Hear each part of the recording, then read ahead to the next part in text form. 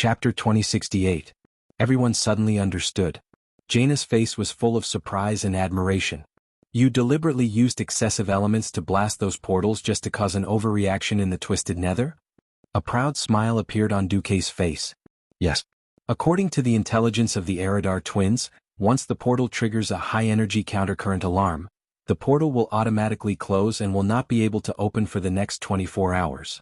If it is blown up, it will not be able to open again for 72 hours. Even the 4 matriarchs of the Destruction Witch Guild cannot change the situation. Unless Kill Jaden comes. Just now, Dew blew up all the portals leading to the Twisted Nether, which naturally triggered the highest level of alarm in the Twisted Nether. Duque couldn't stop smirking. Once the fortress was blown up, Duque would be afraid of him for 10,000 years. The safety measures that the Burning Legion had taken out of caution were completely used by Dew 72 hours? Aha, it won't even take 24 hours and this battle will be over. Who cares about your tens of billions of troops? Shoot them all on the wall. Oh no, suffocate them in the Twisted Nether. The Alliance heroes were temporarily absent except for Riadaline. It could be said that the main force was still present. Duque looked at Illidan, who was still unhappy, and ignored him. Everyone, let's go and end this war that has lasted for 25,000 years. In Antorus' burning throne, in addition to the 2 fallen titans, there was also a group of army powerhouses. But there was one special existence, and that was the 5th brother's life-giver Iona. Meow meow meow? Isn't this name and title very familiar? Yes, she was the wife of the Pantheon's boss, Amonthul Titan Iona. Strictly speaking, this 5th brother was not the real Iona. 25,000 years ago, during the betrayal war of Sargeras, even though Iona fell under the sword of Sargeras, Iona's life essence escaped the control of the Dark Titan. For thousands of years, she hid alone in the stars. Unfortunately, not long ago the army finally found the hiding place of this essence and captured it. Once this soul essence was corrupted by the matriarchs, Iona's nature and life force would be distorted and used by the army, making the army truly invincible. This was not an exaggeration. The living examples were Odor's Watcher Freya and the Red Dragon Queen Alexstrasza, who had received power from Iona. As for the former, as long as she didn't deal with her lackeys, she would be able to recover endlessly. The latter was almost the same. She could heal almost infinitely, and was definitely a meat shield among the dragon aspects. Originally, the demons were already shameless enough to believe in Brother Spring. If the demons could recover their HP at a rate of 10% per second, then they wouldn't even need to fight for a long time. Iona's soul essence was located in a very special space within the Burning Throne. This place didn't seem to fit in with the Burning Throne style. The place was decorated in a classic Titan style. Birds were chirping and flowers were fragrant. It was filled with natural greenery. According to the Eridar Gemini's intelligence, the matriarchs wanted to use Space Rend and Space Shackle to wear down the excess energy of the essence before proceeding with the corrosion. However, as the Allied forces broke in, the Burning Legion would definitely send out their elites to destroy this essence in advance to prevent the Allied forces from getting any help, right? Duque knew very well that Iona's essence wasn't a boss. To be precise, this level was a tower defense game. Almost as soon as the Allied army reached the courtyard that seemed to be exposed outside, they saw a Burning Legion battleship charging over. The Paraxis. Duke glanced at the Burning Legion's universe battleship that was extremely streamlined and had the style of a Titan. He calmly said, Get ready for what? Beside Duque, Queen Sylvie let out a cold snort. In this part of the sky, a huge tornado suddenly appeared out of nowhere. In the middle of the rotating gale, it was as if an eye of lightning had opened up. Then dark clouds covered the sky. As soon as the dark clouds that quickly occupied the entire sky appeared, hundreds of lightning bolts shot out and bombarded the Paraxis. The lightning bolts that seemed to be able to tear apart space struck the bow of the warship. The continuous purplish-blue lightning made the lush green space pale in comparison. The Paraxis seemed unwilling to retreat just like that. It propped up a dazzling green shield. Obviously, the demons inside were prepared to risk their lives to complete the mission under the strict orders of the 4 matriarchs. But unfortunately, Queen Sylvie pulled her bow, and a silver light arrow flashed on the bowstring of Solidar Stars of Fury. It was a gorgeous light that looked like a comet falling to the ground. Duque smiled bitterly. He saw that arrow. This was no ordinary silver compressed air arrow. It was simply a super powerful light arrow that had at least 1% of the wind element on this planet condensed. Queen Sylvie said coldly, "Explode." A silver light that spanned the entire green space, like a fortress cannon, pierced through the body of the Burning Legion's warship. The warship's head was pierced, and it seemed to have triggered the explosion of the ammo storage or energy compartment inside. The huge warship was blown into two, and the broken parts turned into countless metal fragments. Accompanied by the fireworks-like evil flames, it slowly fell from the sky. Queen Sylvie tilted her head, and there was a hint of mockery on her proud but beautiful face. That's it. Duque's cheek muscles twitched. Damn, Queen Sylvie is so cool. I really ked this long-legged elf girl countless times, and she even gave birth to a baby for me? It feels a little unreal. After releasing Iona's essence, a certain titan hiding in the Pantheon was the first to receive the news. Outside the essence was a lush green tree, and at this moment, the tree suddenly grew tender leaves. Countless small green leaves formed the upper half of Iona's body. Thank you, Duke Marcus. I didn't expect your plan to go so smoothly. You're welcome. You flatter me. Duque remained humble. Can I trouble you to open a portal and send my essence to the following coordinates? If I get this essence back now, I can provide support to the coalition army on the battlefields of Argus and Azeroth at the same time. Oh, that's good. Duque did not refuse. He immediately opened a large portal according to the coordinates given by Iona and sent the entire tree over. Perhaps it was an ancient teleportation portal that the Pantheon had prepared, or perhaps it was a backup plan of the Pantheon. Duque did not care. He was more concerned about something more practical. Less than 5 minutes after sending Iona away, before they reached the sixth boss of the Burning Throne, a new portal opened not far from Duque. Chapter 2069. Amonthul's voice then came. Thank you, loyal ally of the Pantheon. From now on, as long as you keep the portal from this spatial node open, Iona will be able to give the Alliance members the strongest life recovery ability. Even if they only have one breath left, they will be alive and kicking in the next moment. Duque sensed it and found that the other end of the portal was not where the Pantheon was. It was more like a relay station or like the wall-crawling program that he saw on Twitter and YouTube before he transmigrated. It could transmit life recovery natural energy over without being discovered by the Burning Legion. The big boss of the Pantheon was really ruthless and silent. He said he would give Brother Chun blessings, and he did so just like that.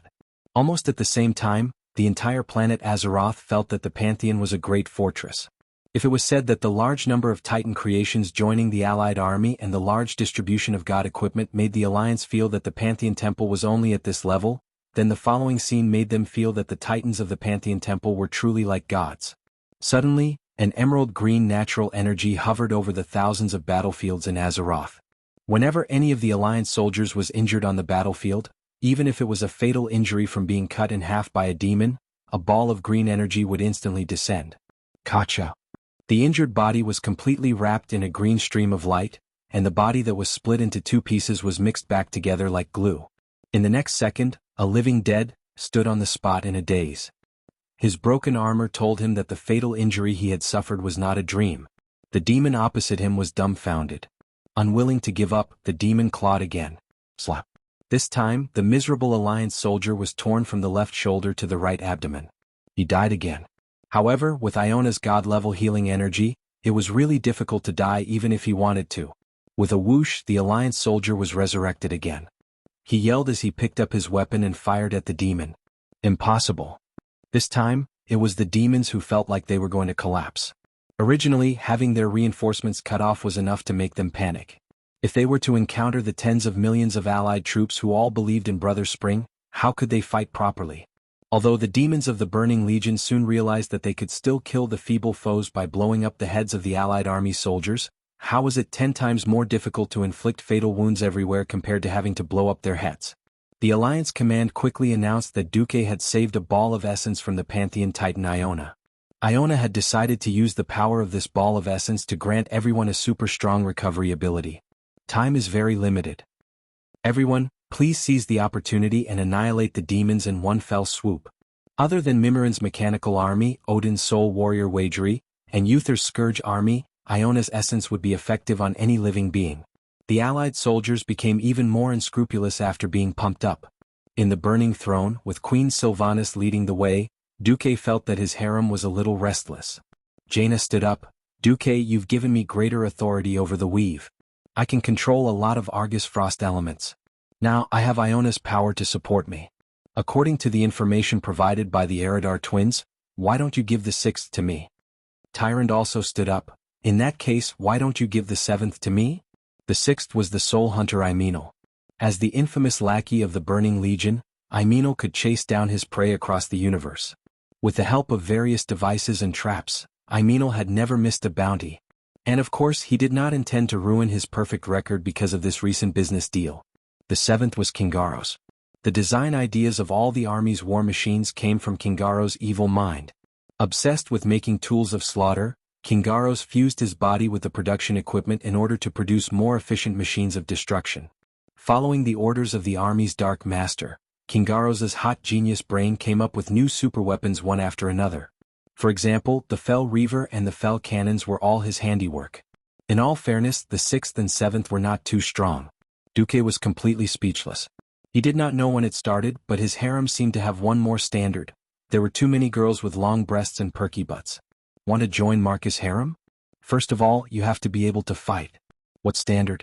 You have to at least be qualified to join the Alliance of Heroes. This almost public standard wiped out 99% of the world's moaning monsters. Otherwise, Duque would not be able to deal with tens of thousands of moaning monsters with just one divine sword. Raising the standard of entry into the harem was a good thing. But the women in the harem were too good at fighting, which was also a pain in the ass for Duque. Out of love for his women, Duque instinctively wanted to refuse. But he suddenly felt that something was wrong. His skin seemed to be attacked by a sudden drop in temperature. Was it an illusion? No, the goosebumps all over his body were definitely not an illusion. The emotions in the eyes of the heroine standing next to him could be clearly seen even in the slightly dim light of the burning throne. It was as if their pupils were glowing. When he met their gazes, Duke heard countless illusory voices. Let me have a good time. Didn't you always say that this is the last chance? It's the last chance. Maybe we can only carry children every day in the future. Just think of it as our last willfulness. Duque focused and looked. They were still smiling like flowers, firmly supporting his lovers. But when he was stunned, he felt like he was hearing things. Kill them. This old lady's bow is already thirsting for blood. Get some achievements, and when I'm bored in the future, I can brag about it for the rest of my life. The women in the harem had an unusually sweet smile on their faces. Anyone could feel the murderous intent behind the smile. The intense emotions that made people mistakenly think that space was distorted were simply a terrifying vortex, raging endlessly. Even Illidan, an outsider, shivered and unconsciously stood a few steps away. Duque grimaced, "Oh my God. It seems that if I don't let them out this time, they will hate me for the rest of my life. So, if I had known earlier, I would have been at ease with a bunch of vase girls at home. This is great. Anyway, with Brother Chun's blessing, nothing should go wrong." Duke was full of righteousness, with his head held high and chest out to show that he was not afraid of his wife. Yes, time is of the essence. Sargeras might revive in the next second. I announce in the name of the Commander-in-Chief of the Argus Coalition Army, Illidan, to deal with Agrima the Avenger. Sylvanas and Vashj will deal with Argus the Terminator with me. As for the 6th, 7th, 8th, and 9th targets of the Burning Throne, I'll leave them to you. Tyron, you distribute the forces. Chapter 2070. Tyron was not Duque's first woman. The first was Aurelia. But Tyron was the most long-lasting. She had never heard of a relationship lasting for 10,000 years, especially when there were two outstanding childhood sweethearts who had waited for her for 10,000 years. Her sincerity alone was worthy of all women's respect. Even the proud Queen Sylvanas acknowledged that Tyron was the big sister. Tyron calmly assigned the tasks of the women. She had suggested that Jaina deal with OL6, while she dealt with OL7. The rest would deal with OL8, which was the 4 matriarchs of Shivala. On the surface, it seemed a little reckless, but Jaina was probably the fastest to finish the battle, as she had obviously leveled up. This kind of mysterious leveling up was obviously due to nepotism. Tyron knew that she would not have a problem dealing with OL7. Unless the remaining sisters, along with Vanessa, Sally Whitemane and Solarian, could not withstand the matriarch's attacks and were instantly killed, there would not be a problem. Then let's do this. The hero team quickly attacked. In reality, the 4 matriarchs had already gathered the remaining leader-level combatants. Defending the checkpoints one by one was like sending food to the enemies who had a large number of demigods. Unfortunately, the Burning Throne had clearly lost the initiative. First, the purposely provoked commotion had lost the commanding council and the 2 hounds. Then, the Terminators had run out of the throne, only to be destroyed by the enemy using the entire planet's fire element. They had lost 3 groups of leaders in one go. They had hesitated for a moment and could not bear to withdraw their manpower from the teleportation hub. In the end, they had lost again and again. At this point, the 4 matriarchs were about to piss their pants. Putting aside the fact that they could not defend the burning throne, even if they could, just the fact that the teleportation portal's hub had been destroyed and occupied by the enemy was enough for Chief Sa to skin them alive. If not for the fact that their soul cores were under the watch of Argus the Terminator, they would have fled immediately. What was more hateful was that they could only brace themselves and gather their forces to resist. Not only did they have Soul Hunter Eminar and Kingalo's retreat, they also had the 8th boss, Varimitha, catch up. Varimitha, as one of the Dreadlords who commanded the army in the Third Great War, Varimitha was unable to stop the Lich King's rebellion. In this life, he had the misfortune of allying with the Sun King, Anastrian, and prayed for power one last time before he shamefully failed. In order to punish him for his mistake after his death, Varimitha, who relied on the soul core stored in Argus to resurrect, was tortured by the witch saboteur. These malicious matriarchs had stripped him of his flesh and reason, leaving him with only the desire to take revenge on the mortals who had caused him to lose everything. To put it bluntly, he was just a slave beast with combat power. However, deploying troops was not an easy task. Firstly, the Allied forces were advancing too quickly. Secondly, the distance between the leaders was too far. It couldn't be helped. Every demon lord was a prideful person. Unless they were close friends or sisters like the Eridar twins, no one would be willing to stay beside a colleague with ulterior motives. This was the way the higher-ups of the army interacted with each other. Of course, there was also an exception, such as the Commander's Council or the Witch Alliance. Unfortunately, with the support of Queen Sylvanas' group, Wind Manipulation, the Allied heroes were completely flying. The smaller enemies were left to Illidan's demon hunters to deal with. Queen Sylvanas casually shot an arrow, and the world fell silent again. The heroes had just passed the defense zone where the 7th brother was and caught up with Eminar and Kingalos in one go. Jaina and Tyron looked at each other and immediately attacked. Eminar, who was retreating, suddenly realized something. When he turned around, he saw a blue-robed figure in the distant sky. There was a flash of light and a dazzling beam of light shot from that direction, shining directly on him. That light was very similar to the one that the Balrog Smadron had used with the fire element of Argus to destroy the Garossi Terminator in one move. Eminar was scared out of his wits. That was a god-level attack that even the Terminator did not dare to touch. How could his small body withstand it? He could not help but turn around subconsciously, just in time to see a web of elemental laws that he had never seen before hanging high in the air. It was no longer a hidden elemental flow that mortals could not see, but a network of clearly visible veins, each of which was a terrifying elemental path that could not be used up even if 10 Breaking Dawn mages wantonly squandered the elements. At that moment, in Eminar's eyes, all the elemental veins were shining brightly. Then, magic beams shot out from the nodes where these veins intersected. These beams of light flashed and disappeared, staying on his retina for less than 1,000th of a second. In that instant, the wide corridor that could allow 100 horses to pass side by side became bright. It was the explosion of frost, fire, and arcane magic that ignited the corridor. 3 different types of ultra-high purity elements in the same space produced an exaggerated reaction similar to nuclear fission. Finally, it turned into a strange 3-colored flame. Eminar was famous for being a Void Duke who liked to use tools. He had a lot of special and powerful gadgets: stun gun, hypnotic canister, pulse grenade, hellfire arrow, but he was shocked to find that he could not use any of these weapons that he had been so proud of for thousands of years. He only had time to groan before he felt himself submerged in a storm of elemental energy. Soul Hunter Eminar had been killed by Jaina Proudmoore. Jaina had taken care of her opponent first, but did not forget to be mischievous. She floated in the air, holding up the 2 corners of her robe, and performed a ladle-like bow in the air. "Sister Tyrant, I'm sorry, I'll be going to the next city first." Tyrant seemed to snort in dissatisfaction, but in reality she was just venting the frustration in her heart. Their opponent was also known as the leader, and Tyrant had obviously accidentally picked a tough bone. A demonic inventor like Kingaros was even more disgusting than Mimiron. Not only was he good at fighting, but he also had many tricks up his sleeve. The most annoying thing was his group of robots: Garossi Annihilator, Garossi Slaughterer, and Garossi Destroyer. Although these smaller robots were not as sturdy as the first boss of the Burning Throne, Garossi Terminator, They each had their own unique characteristics such as thick skin and thick flesh.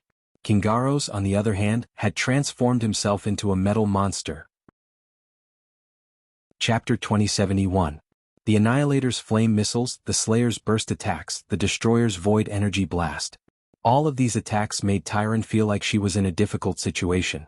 With Iona's natural recovery ability, Tyron would not die, and her injuries would at most be bruises. However, her clothes would always be burnt, and this made Tyron feel rather annoyed. However, after she became Duke's servant, her attacks changed drastically. She no longer used the traditional divine arts of Starfall and natural recovery. Instead, she used her bow and arrows as support for her elemental attacks. Against robots that had no vital points or flesh, Tyron was at a huge disadvantage. However, Kyaros was a very special fellow. He was different from the information he had received. It seemed that he had recently modified his biological structure, allowing his body to share life with his robot creations. Tyron's attacks on Kyaros did not seem to give him any time to breathe. Instead, more and more Kyaros robots rushed over to help. "My dear Jaina, I'm afraid I'll need your help this time. Otherwise, I'll have to team up with Duke to deal with you next time." Looking at Tyron's smiling face, no one would ever know that the tyrant of this life had been transformed into a female driver by Duke in the ancient war. A female driver could not afford to get hurt when racing. It was just like how Dumuk loved to watch Yunfei drive before he transmigrated. Who knew that there would be a self-proclaimed pure and virtuous cat called Shibe, something who drove even more crazily? Jaina shuddered. She knew that if she was attacked by Duke and Tyrant, she would not be able to get out of bed for a few days. What is Big Sister saying? You're treating me like an outsider. It was Big Sister who took care of the enemy first. I'm just here to pick up a few bones. Jaina said words that even she did not believe, and decisively surrendered to Tyrant. Tyrant threw a, "If you dare say this out loud" look, and smiled as she faced the enemy together with Jaina. To be honest, it would not be a problem for Tyrant to take care of Kyaros and his toys alone. But if this dragged on, Tyrant was afraid that something would happen to her sisters. In the harem, which one of them wasn't Duke's treasure? If in the last darkness before dawn, because of her willfulness, caused the death of any of her sisters, Dooku would never forgive her for the rest of his life. After the two of them set off a wild wave of elements, King Garros typed GG amidst his screams.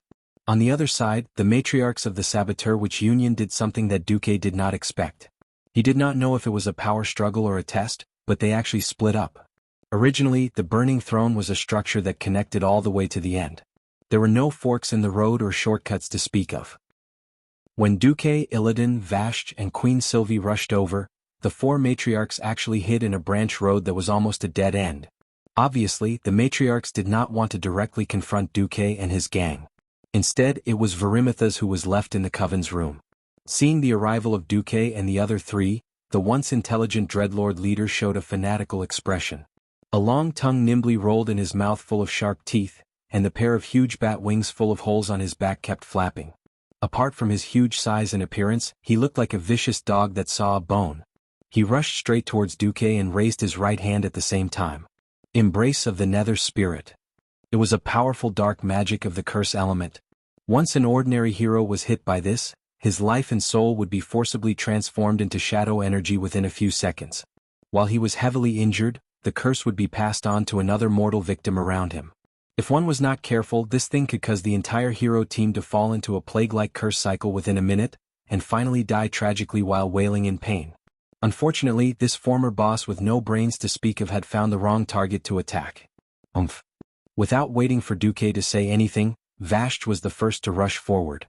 The movement of the snake tail swaying and charging quickly gave the onlookers the feeling that it was like moving clouds and flowing water. Only the people involved could truly feel the horror of Vashj's speed. Perhaps compared to the top agility-type demigods, Vashj's speed was not fast, but with Vashj's water special effect, it was completely different. Illidan frowned because he sensed that the surrounding space was completely filled with the water domain. His own people passing through it naturally did not feel anything special. The enemy's words were like being mixed into cement that was about to solidify. Every movement became extremely slow and heavy. This kind of overwhelming domain power was obviously just right to restrain Varimitha, who was not clear-headed. He forcefully opened his arms as if he wanted to break free from the suppression of this domain. At this time, Vashj's figure disappeared from his field of vision, leaving only an afterimage. Only Duque and the others who were watching from the side caught a trace of the tremor in the space.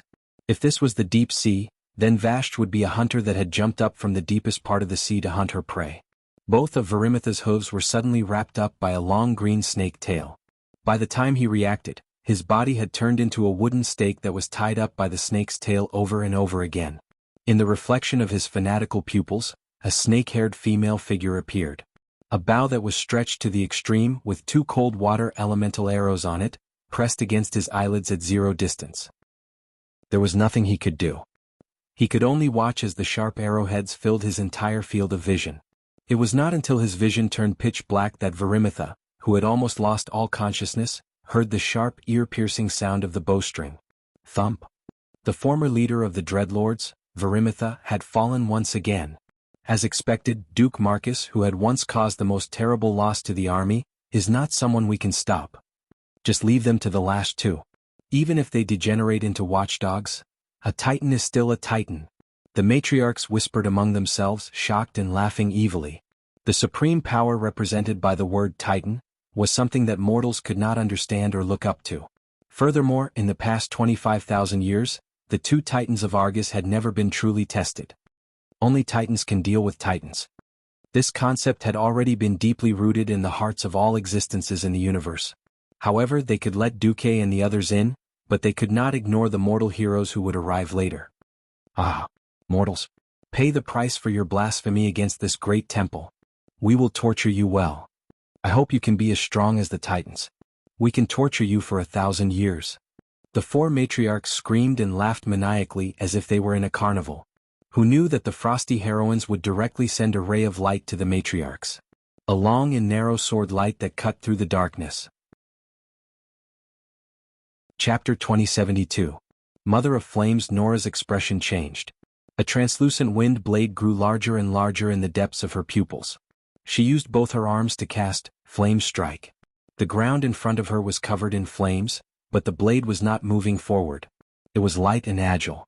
It was like a leaf being blown away by a strong wind. It swayed slightly, but in the next moment, it broke through the sea of flames and arrived in front of her. Nora's other 4 weapons were useless. She screamed and rolled to the side. The translucent blade crossed her body and left a line of blood on her left middle arm. A second later, she was horrified to find that her arm had almost been completely cut off. For the first time in 25,000 years, a great pain attacked her. What is this? Nora screamed and turned to look at the white-haired female elf that passed by her. It's called Conqueror of the Wind God's Throne. Stopping, the 3rd sister of the Windrunner family, Sasha, revealed a mocking smile. As the name suggested, this blade was made of wind elements. It was made from the remains of the previous Wind Lord, Alakir. Part of it was used to fill in the Windseeker's sword for Gavin Rad, and the other part was given to Sasha to create this divine weapon that did not exist in history. Sasha was not supposed to be the main tank, but it seemed that the composition of the harem was a little uneven. On the other side, Hoof waved happy flames and charged towards Mother of the Night, Asura. Hoof Iroh had become a hoof. I'll chop chop chop chop. In the past, Hoof could not do anything. She was either the healer or the vanguard with a small shield and hammer, always having to take care of her teammates. This time, with Iona's support, almost every hero in the Alliance had unlimited regenerative abilities. Hoof waved the divine weapon, Great Axe, and immediately used Crusader Strike. The holy golden light almost blinded Asura's eyes. Asura was about to go crazy. Since when did a little holy knight dare to talk back to her? Your holy light is not worth mentioning. Is that so? Osala had obviously underestimated Hoof, Valen's disciple. Or rather, Hoof's combat strength had always been underestimated in the Alliance. First of all, Duze did not want his harem to be the vanguard. Second, there were too many powerful people in the Holy Knights. The muscular men of the 4 Silver Saints would definitely be the first to rush to the front. Basically, there was no chance for the Hoof to appear. Actually, the attack power of the Hoofs was not any weaker than the 4 Silver Saints. Osala was at a disadvantage the moment they met. The 3 shadow-throwing daggers she threw out were actually melted by the flames of the Hoof's divine weapon battle axe in midair. Ursula gritted her teeth and swung her 2 great swords at the same time, barely blocking the Hoof's axe. However, just as Asura's uppermost pair of arms made a hand gesture to coordinate with the casting of Shadow Arrow, an extremely sharp arrow was shot. He bent his left leg and dodged to the side. Only then did he feel the wind elemental arrow brush past his cheek. The first arrow disappeared and the next one came immediately. It was still a wind arrow, and it still had that unstoppable and terrifying feeling. Osala's heart was filled with fear as she retreated. She was not afraid of ordinary physical and elemental attacks, but the wind arrow contained some kind of god-level power that shocked her. Only then did she see the golden-haired female elf who shot the arrow. The strong wind around her caused her beautiful blonde hair to flutter in the air. However, this did not obstruct her vision, allowing her to focus on shooting arrow after arrow. In particular, the hunting bow in her hand, which looked like a flapping eagle, emitted a powerful energy wave that made her heart throb like never before. Alarm bells rang. Sastora Windrunner's legacy. Not long after the establishment of the elven kingdom of Kuel Salis, a skilled craftsman took a branch from the mother tree in the Long Song forest and carved it into Sastora. Since then it had been the Windrunner family's proud heirloom. This bow was held by the eldest child of each generation of the Windrunner family. This generation's holder was, of course, Aurelia. However, the power of a divine artifact was not infinite. In the war with the trolls 2,800 years ago, the power of this divine artifact bow was almost exhausted. Since then, it had been placed in the secret sacred place of the Windrunner family, absorbing the natural energy of the Long Song forest and slowly recovering. Originally, the next time it could recover its power would be 1,000 years later. However, with the help of the Titans of the Pantheon Temple and the permission granted by the Azeroth Star Soul, this bow could see the light of day earlier. Aurelia's archery was not that simple. Every arrow shot seemed to travel through space and could be shot from any direction around Osala. However, this kind of highly concentrated divine arrow could open a big hole in her body with each arrow. The matriarch had never been a person with thick skin. This kind of fast but destructive fighting style was really asking for one's life. Osala felt like she was going crazy. How could there be such archery in this world? Every arrow was extremely strange and devoid of logic. But the wind arrow did not reason with Osara. It suddenly appeared, and Osara had to use all her strength to dodge sideways. She rolled on the ground without a care for her image to avoid the arrow aimed at her heart. Even so, her lower right arm was still shot and exploded. Ah! Osala let out a scream. Soraya, are you still not done? The two matriarchs had previously made a lot of threats, but they had suffered such a big loss in a single exchange. It was simply infuriating. However, the Witches of Destruction was not only the Burning Legion's command center. The room they were in had another important function. This was the prison that imprisoned the Titans of the Pantheon Temple. 25,000 years ago, Chief Sa had betrayed them and destroyed the Pantheon Temple. All the Titans, including Amon-Sur, were killed.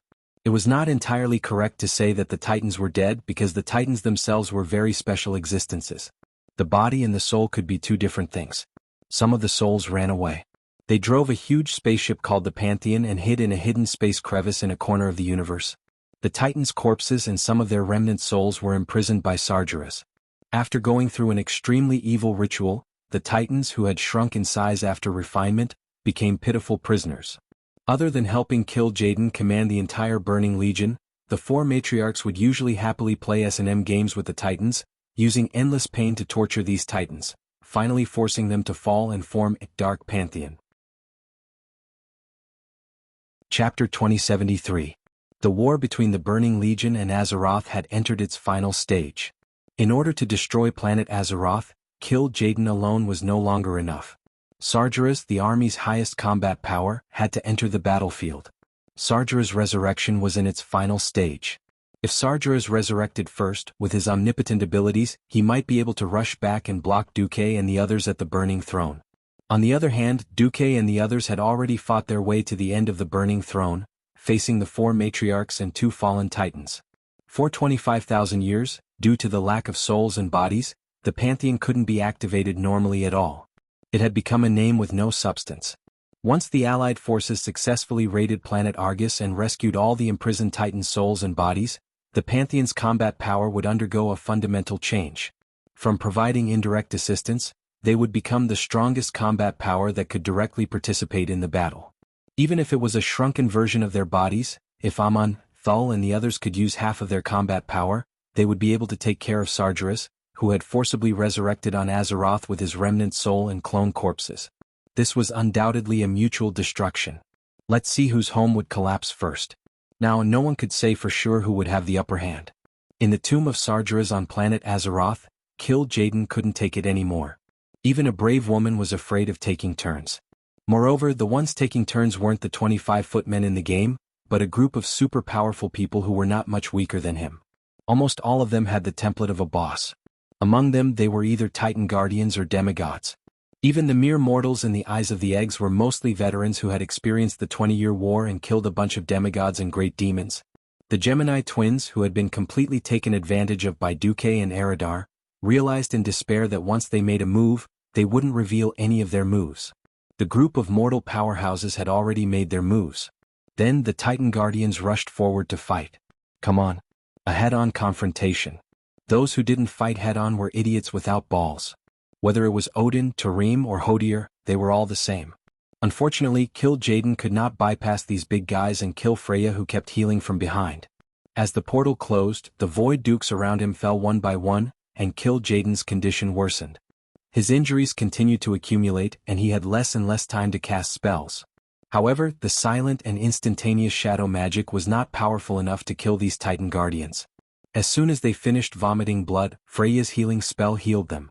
He had healed himself right in front of him, allowing him to see his wounds healing at a speed visible to the naked eye. What a ruckus.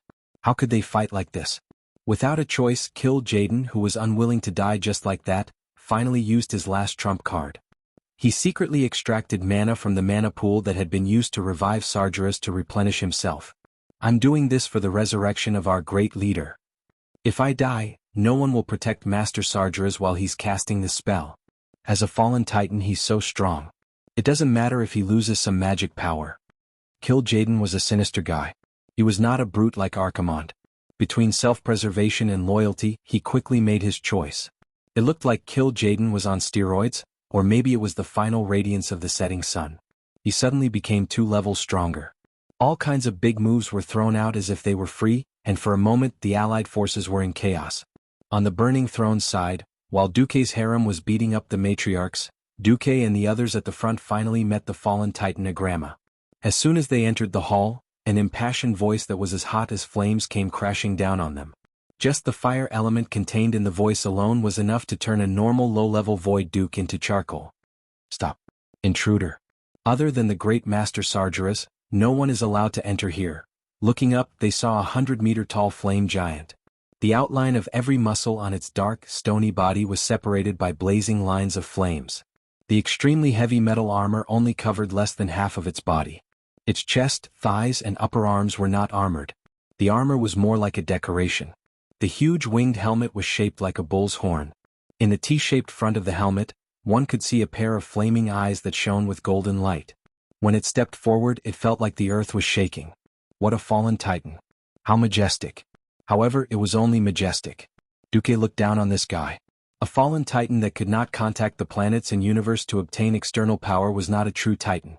It was just a giant with the appearance and abilities of a titan. It could not display its endless power. The once noble titan of the pantheon has fallen to become a watchdog for enemies and traitors. And out of so many titans, only you submitted. This is embarrassing, Duque complained through the magic communication in the harem. Beside him, Queen Shi and Vashj both smiled slightly. Duque turned his head. Illidan, can you handle this guy? Who do you think I am? Illidan raised his chin arrogantly. He felt like an egg that was being looked down upon, and his fighting spirit was high. He pulled out the famous dual blades of Azeroth from behind him, entered his demon form in one breath, and charged straight at Illidan. In terms of body size, the demonized Illidan was at least 5 meters tall. To the night elves, he was already a giant. Unfortunately, in front of Agrama, he was a bug. Agrama instinctively disliked Illidan. Annoying and lowly demon. Go to hell. With a thunderous roar, Agrama raised his divine 2-handed sword, Tesseract, and slashed down. When the burning greatsword fell, it gave people the feeling that a flaming mountain was collapsing. The pressure of the mountain and the flames were shocking. Illidan dodged. Agrama was not slow, but Illidan was faster. With a sidestep, he passed by the side of the sword. Hiss! As he passed by, Agrama's neck had a terrifying wound that was 2 meters wide. Green flames continued to burn on the wound, and it seemed out of place compared to the red flames that surrounded Agrama's body. Duque looked at it for a while. Let's go. Duque did not care if Illidan could defeat Agrama or not. As long as Illidan could not let Agrima leave his position and cause trouble while Duque and the others were dealing with Argus, it would be a great achievement. Chapter 2074. The corridor, which was already as wide as a football field, began to disassemble itself. The Eridar clan's unimaginable mechanism made a loud clatter sound, and then Duque and the others saw the sky. The corridor split into two halves in the middle. Apart from the small circular area where Duque and the others were standing, the surrounding 2 by 2 large square bricks were collapsing. Soon after, more colorful, almost glazed floor tiles rose from the depths of the ground, along with the large metallic flat ground. A trap. Queen Siko tilted her head, her smile a little cold. No. In front of a demigod whose body can be elementalized and whose life is connected to the entire planet, traps are nothing. Vashj smiled. Duque did not speak. He just stood there proudly and struck a pose. Because what was to come would eventually come.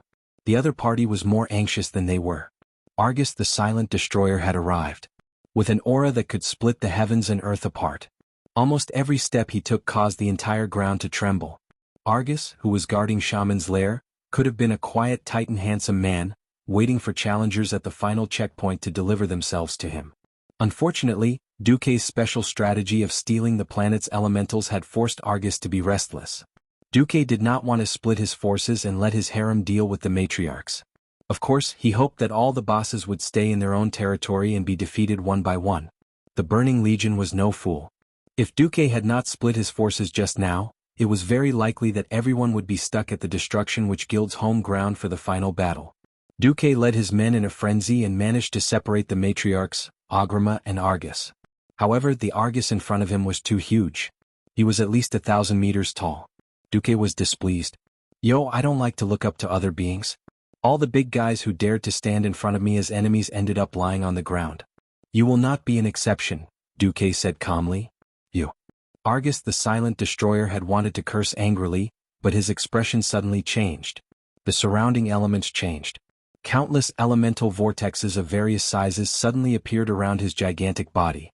What happened next was enough to make a person with trypophobia feel numb and scream. Because every vortex seemed to have become Brother Octopus' suction cup, unscrupulously absorbing elements from Argus' body. Countless beautiful arcs of light streaked across the empty space that was about to become a battlefield. Elemental radiance intertwined with each other and flew outwards. The flickering radiance outlined impressionistic oil paintings on the ground. Argus instinctively rejected the elemental extraction. Rays of light crisscrossed in midair, and the Titan runes combined to form a small magical formation, producing lines of law. These lines of law were like countless spear soldiers facing off against each other, and as they clashed, they erupted with ear-piercing explosions and spatial turbulence. A newly born earth elemental creature accidentally bumped into these intersecting cracks, and like a firework exploding, it was smashed into pieces in the blink of an eye. Bastard, Argus cursed. It was bad enough that Duque had pulled the 4 elemental lords over to cut off his connection with this planet. Duque actually wanted to forcibly extract elements from his body in front of him? The existence of all matter in Azeroth was based on the 4 elements. For the Titans, the 4 elements were an important part of their gigantic bodies. Wasn't extracting elements from a Titan the same as cuckolding him in front of his face? It was only natural that Argus the Terminator felt angry. He immediately realized that if he continued to maintain such a huge body, based on the defense of his skin per unit area, he would not be able to stop Duke from robbing him of his elements. The only solution was to become smaller. As he cursed, he activated the Titan's unique body compression spell. With his body mass unchanged, Argus shrank at a speed visible to the naked eye. In just 10 seconds, he went from a 1,000-meter-tall, towering and majestic body to a 20-meter-tall little giant. A ridiculous golden metal helmet in the shape of a mountain, a blue, noble, muscular body, and a pile of black wrist guards, belt and leg guards.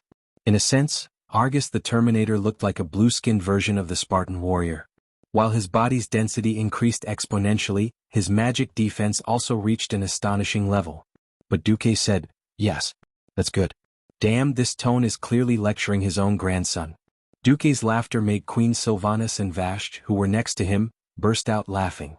Argus became smaller, but Duque unceremoniously became bigger. An elemental giant mixed with the dual elements of fire and arcane rose under Duque's feet. In less than 3 seconds, The elemental giant used its head to lift Duque to a place where Argus could see. "Tiny native god, are you underestimating the power of the Titans?" Argus shouted, raised the huge scythe in his hand that was at least 20 meters long, and slashed down. "No, I'm just underestimating a puppet that Sargeras uses as a power bank." Duque said something that outsiders couldn't understand. "Power bank? What the hell?" Duque didn't have to answer him. Argus the Terminator was not a complete Titan from the day he was born anyway. Ever since the Twisted Nether was blown up, Sargeras had been anxious to find a backup resurrection point to resurrect the demons who had died in battle in the outside world. Another key point that restricted Argus from drawing power from the planet was that the Titan power that should have belonged to Argus had been F*King taken to the demons as resurrection tokens. Of course, Duque made the most incisive use of this point. The giant scythe in Argus' hand made an incomparably standard slashing motion. The elemental giant in front of him was like a collapsing wall, and a large part of its chest was directly torn apart and turned into nothingness. But the elemental giant with a broken body didn't care, and the claws of its left hand were like 3 sharp daggers that gouged into Argus' arm. "Damn it!" Argus cursed. He had seen shamelessness, but he had never seen such shamelessness. These elements were extracted from him a moment ago, and with a program programmed by Duque, he immediately became his opponent. The elements that belonged to Duque, after being processed by Titan magic, were given special destructive power. Even the Titans couldn't withstand this power with their extraordinarily tough skin. Argus raised his left hand and unleashed the Wrath of Pain. The attack, which contained a large amount of evil energy and the will of pain, made Duque's skin feel like it was being cut by a knife as soon as it was released. This was the venting of the resentment of being tortured by Sargeras during the Terminator's growth. Chapter 2075. Violent anger was infused into the move, and even though Duque and the others had blocked Argus's dark energy impact, the mental impact still slightly injured their souls. Queen Sylvanas was a little annoyed. Circles of lightning formed on her long golden eyebrows, and the hot breath she exhaled formed a breeze that blended into the chaotic elemental turbulence around her in a blink of an eye. In less than 3 seconds, the surrounding wind suddenly turned into a gale and surged violently. Then the light of thunder lit up the sky, so bright that people could not open their eyes. The continuous bursts of thunder and lightning almost made people think that it was an earthquake-level roar, and even the earth was shaking. Large chunks of Argus' skin were charred black, but it didn't take long for his skin to turn azure blue again. It was probably the self-healing ability of his body. The stone bricks around the silent destroyer were all turned to dust, except for under his feet. The small oval area was more like a satire on Queen Sylvanas. "TCH." Queen Sylvanas gritted her teeth. On the other side, Vashj had already begun to shoot. Duque grabbed Queen Sylvanas' hand. "I told you don't be impulsive. That's an existence with vitality equal to at least 1/3 of Argus's planet. Or do you think you can blow up an Azeroth planet with one blow?" After so many years, although Queen Sylvanas was tough, she was never really reckless. "Got it, I just want to experience the power of the Titans." On the other side, the angry Argus did not hold back. He raised the scythe of Argus high and swept it with great force. At the top of the dark blue long handle with a yellow ring was an illusory cyan scythe blade. At first glance, it looked like the entire universe was branded on the sharp surface of the blade. A simple and violent slash, with the merciless strength and the terrifying Titan's power, felt like a flash, and the scythe cut Duque's elemental giant in half. The elemental giant let out a shrill cry and suddenly stood up, its claws piercing towards Argus' neck. But Argus did not even look, and with a cold face, punched the chest of the elemental giant with his left hand, which had lost its lower body. Bang! The huge elemental giant was sent flying. That wasn't all. Argus took a big stride forward, followed closely behind the elemental giant's body, and punched its already shattered chest. Amidst a series of strange explosions, the arcane fire giant, which was a combination of both arcane and fire elements, completely exploded. The high temperature that was released from the explosion turned the area within a radius of several hundred meters into a charred hell. Even Vashj and Queen Sylvanas, who were accustomed to watching the duels between the strong, could not help but be stunned at this scene. They turned their heads and stared at Duque. Originally, Argus had more fire elements than Azeroth. An elemental giant formed from at least 20% of the planet's fire elements was definitely not weak. Before the time of Return of Legions, its strength surpassed the main body of Ragnaros, the former king of Balrog in the Land of Fire. This was not an exaggeration. It was just that this arcane fire giant was a little miserable because the one who beat it happened to be the big boss Argus, the source of its power. Although Duque gave them his own laws and new definitions when he extracted these fire elements, things in the bones were not so easy to change. Looking at the dense, thick and bright lines of law on the Nirvanic's left fist, what else could Duque do? He shrugged helplessly. We just need to hold Argus back, Duque emphasized again. Argus had to die. If he didn't die, the army would be invincible and President Shaman would be unscrupulous. How to kill Argus was quite particular. Duque was an elemental god, and his control of the elements was at the peak even in the divine territory. Unfortunately, he had just been promoted, and he had no choice but to come to Argus to fight an away game. Anyone would be overjoyed to be able to fight to this point. If Duque was given enough time, he could definitely use 1,000 ways to slowly torture the poor worm Argus to death. But if he wanted to be fast, he couldn't do it alone. After all, the elements he extracted were all the elements of Argus itself, not something he brought from Azeroth. The elements were not easy to use, and when they hit the Nirvanic, the damage was greatly reduced. He was helpless. In fact, Vashj and Queen Sylvanas were similar. One used water and the other used wind. If they couldn't make the elements they transferred imprint their deepest imprint, then the fight would always be half the result with twice the effort. In any case, this true divine battle was still earth-shattering. The aftermath of the battle quickly destroyed the terrain, and the area became full of potholes. The ground was full of potholes and mountains would collapse at every turn, or a side hall would be blasted. Hand-to-hand combat wasn't the strength of Duque and the others, but fortunately they had their respective summoned elemental giants. These poor giants were thrown out like softballs by Argus, the Nirvanic, time and time again, smashed and cut in half. Argus, however, couldn't do anything to 3 puny demigods and true gods. Against ordinary enemies he could still control the elements in the entire space, fill it with shadow elements, and launch various ultimate moves to finish off the opponent. But Duque and the others didn't eat this at all.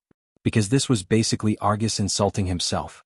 The only difference was whose mark belonged to which group of elemental energy. At this moment in the assault battle, the situation changed subtly again. Duque's side couldn't advance in a short period of time, but if the harem group could make progress, then the battle would have a decisive change. Because once the 4 matriarchs were defeated, they could save most of the titans in the pantheon. Even if not all the titans could return to their peak state, they could still save the entire situation. Your efforts are destined to fail. The Burning Legion will destroy everything, the flame matriarch Nora screamed, waving her 6 arms to slash at the silver-haired little person in front of her. Sasha's expression was calm as if she didn't hear anything around her. Her entire heart was focused on her sword. She raised her sword to the same level as her chest, and reached out with 2 hands to press on the edge of the sword. The next moment she turned into a stream of wind again. Nora's 6 broken and heavily injured arms missed, but she still turned around sharply, and was shocked to see a long and narrow sword gleam. Impossible? Nora was shocked to realize that the sword gleam had already penetrated her defense. The next moment she felt that the left side of her neck didn't belong to her. She saw shock in the eyes of the shadow matriarch, Tima, who was opposite her. She knew why. Most of her neck was broken. Smelly blue blood spurted out uncontrollably. Chapter 2076. Nora gritted her teeth and used her top left hand to press down on her neck, attempting to make a final struggle. But at this moment an arrow shot over without a sound. There was only one existence present who could shoot such a sinister arrow. It was the noble elf who was so beautiful that even Nora was jealous of her. Her elegant demeanor was something that vicious matriarchs like them could not achieve even after 10,000 years of training. At this moment, as she was not suppressed by any of the matriarchs, she went all out. How terrifying could a sniper who was not harassed be? Now she had to experience it with her own life. That arrow scared Nora out of her wits. She subconsciously used her middle left hand to block it. Unfortunately, a small part of her palm was blown off in the next instant. Before she could even scream in pain, the arrow in midair seemed to disappear. When it reappeared, it was already pressed against her temple. No! Nora's cry was filled with despair. This was the fastest arrow in the mortal world. The strongest arrow below the divine realm. With the wind elemental power activated by second sister Sylvanas, Aurelia's abilities were not at the divine realm, but she was stronger than a demigod. This arrow surpassed the imagination of all the matriarchs. The matriarchs had strong vitality. In the end, Sylvanus's core position was to be a spellcaster, not a race that charged and broke through enemy lines. Injuries would hurt and severe injuries would kill. There was no such thing as a holy healing spell that could restore one's HP to full or resurrect on the spot with faith in Brother Spring. Nora, the Mother of Flames, was dead. This caused a fatal flaw in the cycle of the matriarchs. The matriarchs did not want to directly enter the battlefield. Even in battle, they would use all sorts of methods to teleport themselves to the Titan cages next door. By torturing the Titans' bodies and remnant souls, they would force the Titans to use all sorts of ultimate moves to harm the invaders. Nora's death directly increased the pressure on Fatima, who was still in the battlefield. Osala, the Mother of the Night, had no choice but to appear to save the situation. Soraya, the Mother of the Universe, was the only one left inside, still torturing the Titans. At this moment, Tyrande and Jaina arrived. This was the straw that broke the camel's back. Tyrande snorted coldly and led the charge into battle. As the former High Priestess of Elune and the leader of the Elven Sentinels, she was a master of both magic and martial arts. Even after Elune agreed to let her serve Duque, Elune did not deprive Tyrande of her power due to their good relationship. Elune even allowed Tyrande to continue using her Starfall. It was just that when Tyrande and Chandris needed to use their ultimate skills at the same time, Chandris would go first. Tyrande's first move was Starfall. The huge meteor had long since begun its descent. When the meteor broke through the atmosphere and was about to touch the exterior of the burning throne, a huge teleportation portal silently opened. The place it connected to was the battlefield where the matriarchs were at. Seeing the teleportation gate that suddenly opened and the terrifying meteorite that suddenly appeared, Tima was a little dumbfounded. If he reacted any slower, he wouldn't be able to dodge it. Planet Argus was larger than Azeroth, and its gravitational acceleration was higher. Under its effects, the speed of the meteorite's descent was even faster, and the damage it caused was naturally even more terrifying. Sylvanus were never an agile race. As an adult Sylvana, Fatima was as tall as a 3-story building. She had 6 arms but only 2 legs. Tima couldn't escape and could only take it head-on. Bang! At the moment of impact, sand and pebbles flew everywhere. It was a spectacular sight. Lifting the rock with 6 arms, failed. Then let's smash the rock with our chest. Being hit by a meteorite that was at least the size of a medium-sized tank and falling at a 60-degree angle from the ground, it was already a testament to Tima's amazing physique that she didn't turn into meat paste on the spot. In the end, she couldn't withstand the terrifying impact. With all 6 of her arms broken, Tima was sent flying with her back wide open. Of course, Duque's harem wouldn't let go of such an opportunity. Just as Tima was sent flying, she suddenly realized that she was no longer falling on flat ground, but a mountain of blades. In that instant, it was a mountain of frost blades made of god-level elemental density. Arg! The toughness of a demon's body, other than the talent of eating, was largely dependent on the dark energy in their bodies. Injecting a high density of dark energy into their body surface not only increased their strength, but also increased their defense and the regeneration of their cells. When she ate that meteorite just now, Tima's dark energy was almost depleted. Before she could recover, she was stabbed by Jaina's iceberg. That was bad enough. Unexpectedly, her original opponent, her former compatriot who wielded a blazing axe, the Draenei paladin Iriel, seized the opportunity and leaped high into the air, slashing at her chest. Flame Joy accurately slashed at Tima's already charred chest, easily breaking at least 10 of her ribs. Holy golden flames shot out from her heart, and in the blink of an eye, Tima screamed as she walked towards death. There were only 3 bosses in the Havoc Witch Guild. The basic battle mode was 2 matriarchs coming out to cause trouble, 1 playing hardcore games with the Titans, and the 3 leaders taking turns to fight the players. In reality and in the game there were a total of 4 matriarchs. Only 2 of them were on the field, and the remaining 1 went to torment the Titans, while the other was in charge of suppressing the Titans who were constantly resisting. After all, Duque had formed an alliance with the Pantheon beforehand, and when Duque's harem arrived, Amonthul and the rest immediately contacted their broken bodies and souls to start a riot. This greatly restricted the power of the matriarchs. With Nora and Tima dead, Asura and Soraya were left panicking. Asura, who had just teleported out, naturally encountered the fiercest siege, and it was the kind that could not be countered.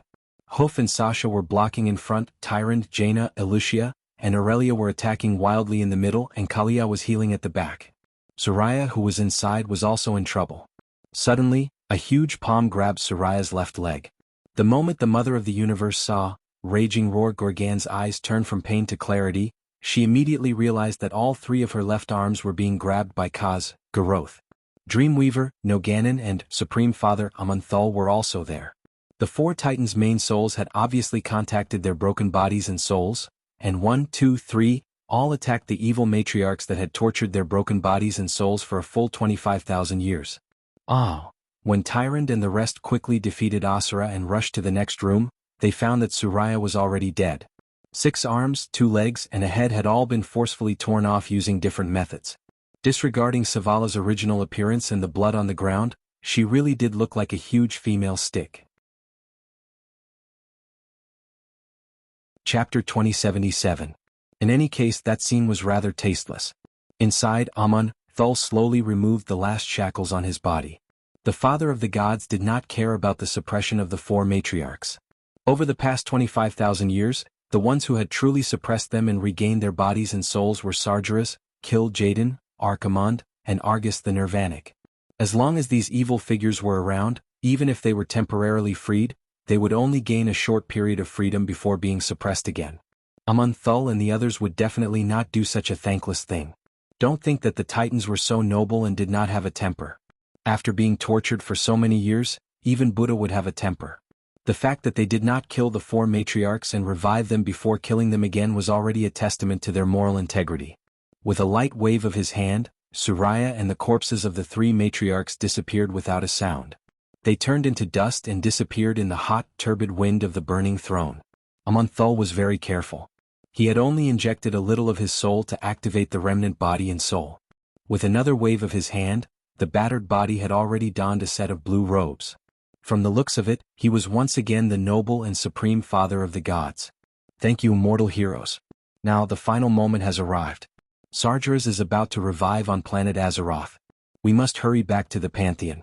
Only then will we have enough power to stop Sargeras. Thul nodded at the women in Duke's harem, a smile appearing on his face for the first time in a long time. Tyrant took a step forward. Defeating Argus the Nirvanic is also a very important part. Duke said that with his power alone, it will take a long time to defeat the Nirvanic. The Titans looked at each other and Thul spoke again. Don't worry. We will take action. Thank you very much. Tyrant led the women and bowed to the Titans. The Pantheon will remember your kindness for eternity. This was Thul's promise. An opportunity to make the Pantheon Temple owe them a big favor was something that only happened once in a billion years. Once they defeated the Burning Legion, as long as the Pantheon didn't perish again, the people of Azeroth would be able to do whatever they wanted in this universe. With a wave of his hand, Amon-Sur and the rest of the Titans left with the corpses. The physical departure was not a true departure. Giant humanoid figures with the silhouettes of Titans were left behind.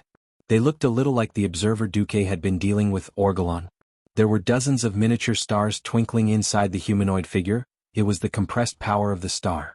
Unlike Orgaren, the faces of these figures were translucent.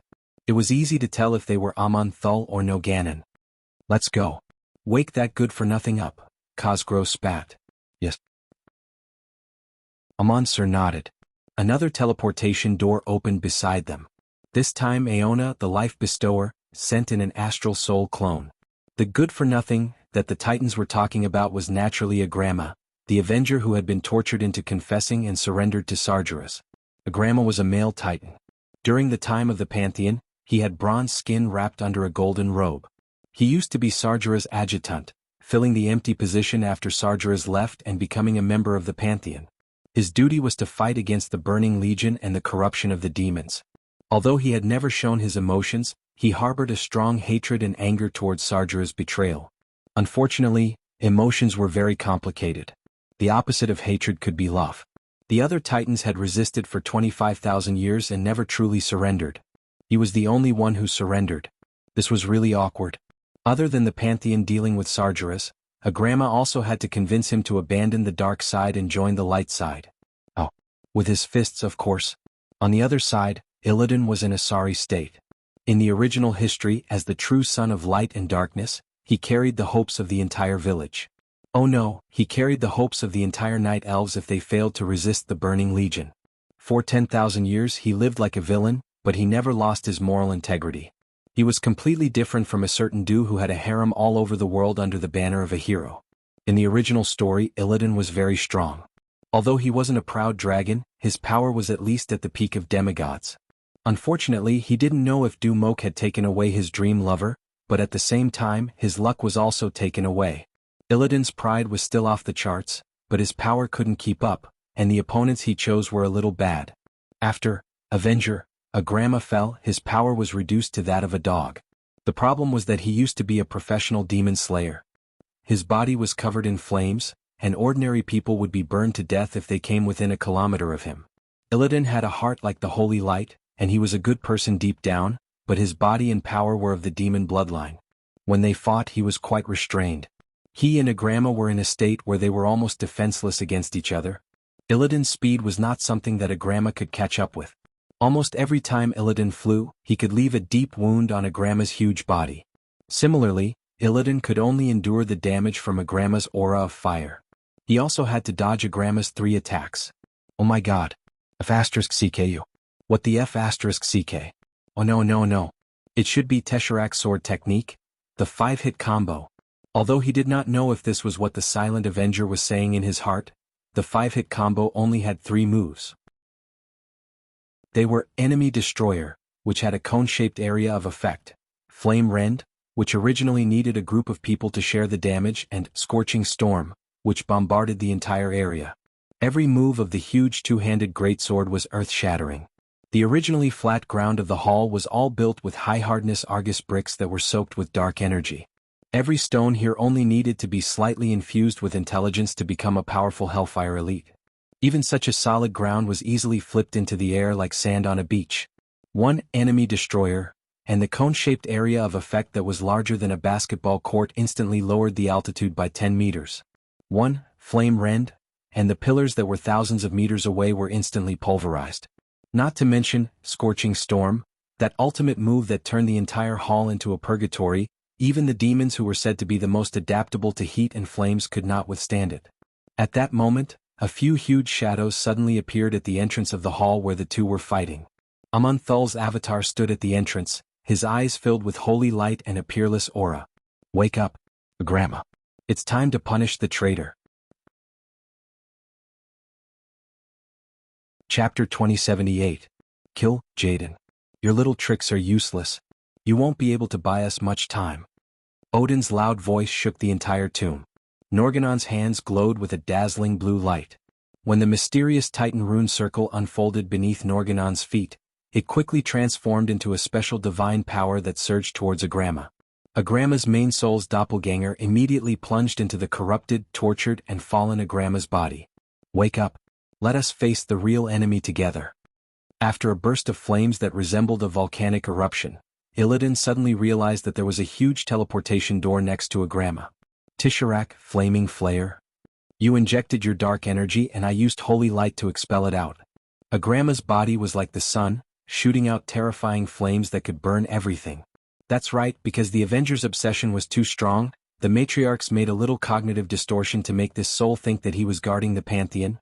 The demons could not return to the twisting nether, but that did not mean that the demons that had entered the planet's atmosphere could not move. They opened a large number of medium and small portals, and began to gather towards the tomb of Sargeras. When Kill Jaden injected Shadow Image into the 3 champions of the Alliance, the 3 minions that spawned unleashed Flame of Fear as soon as they appeared, attempting to interfere with the mortal champions with rings of flames. Empress Dowager, Gavin Rad, and a bunch of divine artifacts slashed at them. The minions were wiped out after a few hits. Agrama suddenly became extremely pained. The pain and anger that came from the depths of his heart almost destroyed his sanity. Arg. What have I done? I'm serving my enemy. Holy light. It's King Holy Light. Sargeras. Everyone saw that he was opening a large portal, and on the other side of the portal was the outer space of Azeroth. Agrama's eyes, no, to be precise, the dark energy chips in front of his eyes shattered. There was nothing they could do without Duque's presence. Why would a cunning and ambitious guy like Kill Jaden give up at this juncture? There was only one answer. Even though he had stopped the Demon Legion's delivery, Kill Jaden still had many soldiers lying in ambush around the tomb and underground. Moreover, after realizing that something had happened to the Twisted Nether, the demons from all over planet Azeroth received orders to gather at Sargeras' tomb. However, all of his resentment vanished with a signal from the Eridar Wizard Legion in the deepest part of the tomb. The incarnation of Norgannon the Dreamweaver, who had platinum skin and long silver hair, stood out. My poor brother. The devil's illusion actually distorted my vision. This divine sword, which had a huge oblique section on its blade, was once complete. When Sargeras was still a member of the Pantheon, his spiritual sword was called Goslak, Dark Redeemer, the strongest weapon in the universe. With that, Agrama strode towards the portal. However, a flaming silhouette that looked exactly like him remained where it was. Almost all the experts of the Alliance army were attacking the spatial wall with all their might, but everyone realized that they were a step too late. Gotcha. Odin slashed hard at the spatial wall. Due to the fact that their strength was on par, there was no rebound, but golden cracks could clearly be seen on the spatial wall. It was only a matter of time before the spatial wall was destroyed. This feeling was too terrifying. There was a moment of dead silence on the battlefield, and there was no distinction between friend and foe. If Duque was still here, he might have been able to destroy their teleportation. However, Old Man Odin on the other side was also very powerful. Kill Jaden's evil claw, which contained a large amount of dark energy, was very powerful. Even if an ordinary expert was wearing 10 tons of steel armor, they would still be as weak as a piece of paper under the erosion of the dark energy. As long as we can drag it out, we can. Don't you know? You're all finished. Ah. Damn guardians. Puny mortals. You're all finished. Kill, Jaden laughed maniacally as he moved quickly. When Agrama's body completely disappeared from the portal, planet Azeroth was in its greatest crisis. Kill Jaden wanted to charge over, but who knew that the bear monster demigod Ushik and User were carrying the tortoise god Tortola as a meat shield. Odin and Hodir, the two guardians, were also on both sides. Kill Jaden was so frustrated that he could die. He suddenly spread his wings and spat out large clouds of dark energy and poisonous fog. Not only that, he waved his arms, and several magic walls with obvious spatial attributes suddenly appeared in front of the allied forces. Come, Agrama. We need your strength to deal with Sargeras, Amun, Thul's soul incarnation said. That was the emissary, sent by Agrama's main soul. At the same time, a shadow that looked exactly like Agrama walked down from the void. Destroy. Kill. Destroy. Agrama's fierce and lifelike flame eyes suddenly turned murky, and his gaze fell on his huge two-handed sword. Originally, a brutal battle was going on in every corner of the thousands of square kilometers around the tomb of Sargeras. Understood. But Agrama turned back and looked into the depths of the burning throne. I still have to repay the favor. To make matters worse, a strong sense of unease rose in everyone's hearts. The worst thing was that one of Kill Jaden's ultimate skills, Fracture Singularity, was supposed to be the key to victory. Such a powerful spatial vortex would kill anyone who touched it. Mortals would die instantly if they were hit by it, and even the Guardians wouldn't dare to take it head-on. Suddenly, an extremely terrifying feeling came from the sky above the battlefield. But in the battle between him and Sargeras, Sargeras destroyed Goslak. Since then, Agrama the Avenger had the first part of Goslak, while Sargeras had the other part of Gorber, Seeker of Darkness. Now that B***** Tarim didn't do anything. He just retreated to the second line and stared at the sky. How many Fracture Singularity did he release? That many lightning interference vortexes in the sky. Oh no. He's going to run. Varian yelled. This was the biggest humiliation that Agrama had suffered in the past 25,000 years. Illidan, who was in front of him, couldn't take it at all. He instinctively raised his hands and blocked in front of him. At this time, a wave of divine power appeared in front of him. It was a round shield of divine power. Countless small Titan runes formed into lines, and the lines weaved into a surface, forming a 2-meter diameter disc. It easily deflected the flames that were coming out. In a situation where both parties had similar levels of mysticism, the various skills were just a battle of energy consumption. Chapter 2079. Outside Azeroth's atmosphere, in the Burning Legion's battleship matrix arranged like a ring of stars, the surface of hundreds of thousands of battleships suddenly burst out with a dazzling green evil light. Clusters of light converged and were converged into a super evil magic circle that spanned hundreds of thousands of kilometers and ran wildly. The magic circle looked like a huge bright green halo. The strong light emitted by the halo would be transmitted to many light years away. And this halo was hanging upside down over the entire planet Azeroth. It stretched across the sky, like a shrinking space of death, giving people a sense of suffocating despair. At that moment the entire planet trembled. In the depths of the planet, there seemed to be a sound echoing. It was the wail of the soul of Azeroth, like a disheveled little girl who was forced into a corner by a thug with nowhere to escape. Her screams stimulated the thug's bestial desires. An immeasurable amount of evil energy was slowly pouring from outer space into the orbit of planet Azeroth. At the same time, there were clusters of green evil energy rising from all over Azeroth and converging into the sky. The next moment, a huge green beam of light shot out from the deepest part of Sargeras's tomb. The beam of light was so huge that even if the entire Naxxramas constellation was placed on top of it, it would not be able to block it. As the beam of light rose, millions of tons of sand flew into the sky. It was not the kind of sputtering caused by an explosion, but the slow rise of anti-gravity. The Well of Eternity, once the energy overflow outlet of the planet, opened again after being closed for 10,000 years. Wrapped in indescribable energy, mortals with good eyesight in the distance could see a bronze-skinned giant rising into the sky with the beam of light. That was Sargeras's avatar. He sent this avatar to be defeated by the guardian Aegwynn, but Aegwynn couldn't destroy the avatar's body, so she could only seal and bury it here. At this moment, this avatar became the biggest foreshadowing of this big conspiracy that spanned hundreds of years. Only the most powerful of the coalition forces could see that there was also a corpse embedded in the forehead of this huge avatar. It was the corpse of Illidan Stormrage. Another Illidan Stormrage from a parallel timeline had died in the Darkness Temple a long time ago. Now, he had become the catalyst for Sargeras' revival in the main timeline. Haha! The great Sargeras has been completely resurrected. While the allied forces were stunned, Kil'jaeden was no longer in a hurry to escape. He raised his claws. A large three-dimensional projection of planet Azeroth appeared in front of the allied forces. In the image, everyone could see the black clouds churning above the planet. In just a few seconds the clouds turned from black to emerald green, the color of dark powers, very much in the style of the Burning Legion. If anyone had seen Argus before, they would have found that the atmosphere of planet Azeroth had become very similar to that of Argus. The clouds that spanned hundreds of thousands of kilometers began to converge, shrinking to a length and width of tens of thousands of kilometers. Even so, this area and volume was extremely terrifying. What made all the mortals tremble with fear was that this green cloud actually formed a human figure.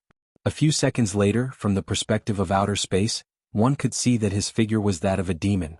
A demon so huge that it was beyond the imagination of all mortal creatures in the world. His size was not inferior to any of the stars hanging high in the sky.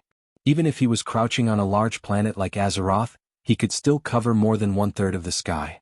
Yes, he was the Burning Legion's demon king, the fallen titan, Sargeras. As soon as he appeared, he confirmed the rumor that titans were born on a planet that had never been proven by the creatures of Azeroth. His huge claws could tear the stars apart. Just the shadow of his crimson claws sweeping across the earth could make the sky above the battlefield dark. The battlefield was first covered by the claws and darkened for a moment. Then the whole world suddenly lit up again. What's going on? Is Sargeras resurrected or not? God! What the hell was that just now? The entire Azeroth coalition army, be it the soldiers and titan creations on the battlefield, the city guards hiding in the seemingly sturdy fortress at the rear, and even the trembling people hiding in the underground air raid shelters, were all filled with fear at this moment. Just as the mortals on the battlefield of the Broken Islands were doubting their guesses, they heard a cold snort coming from the sky.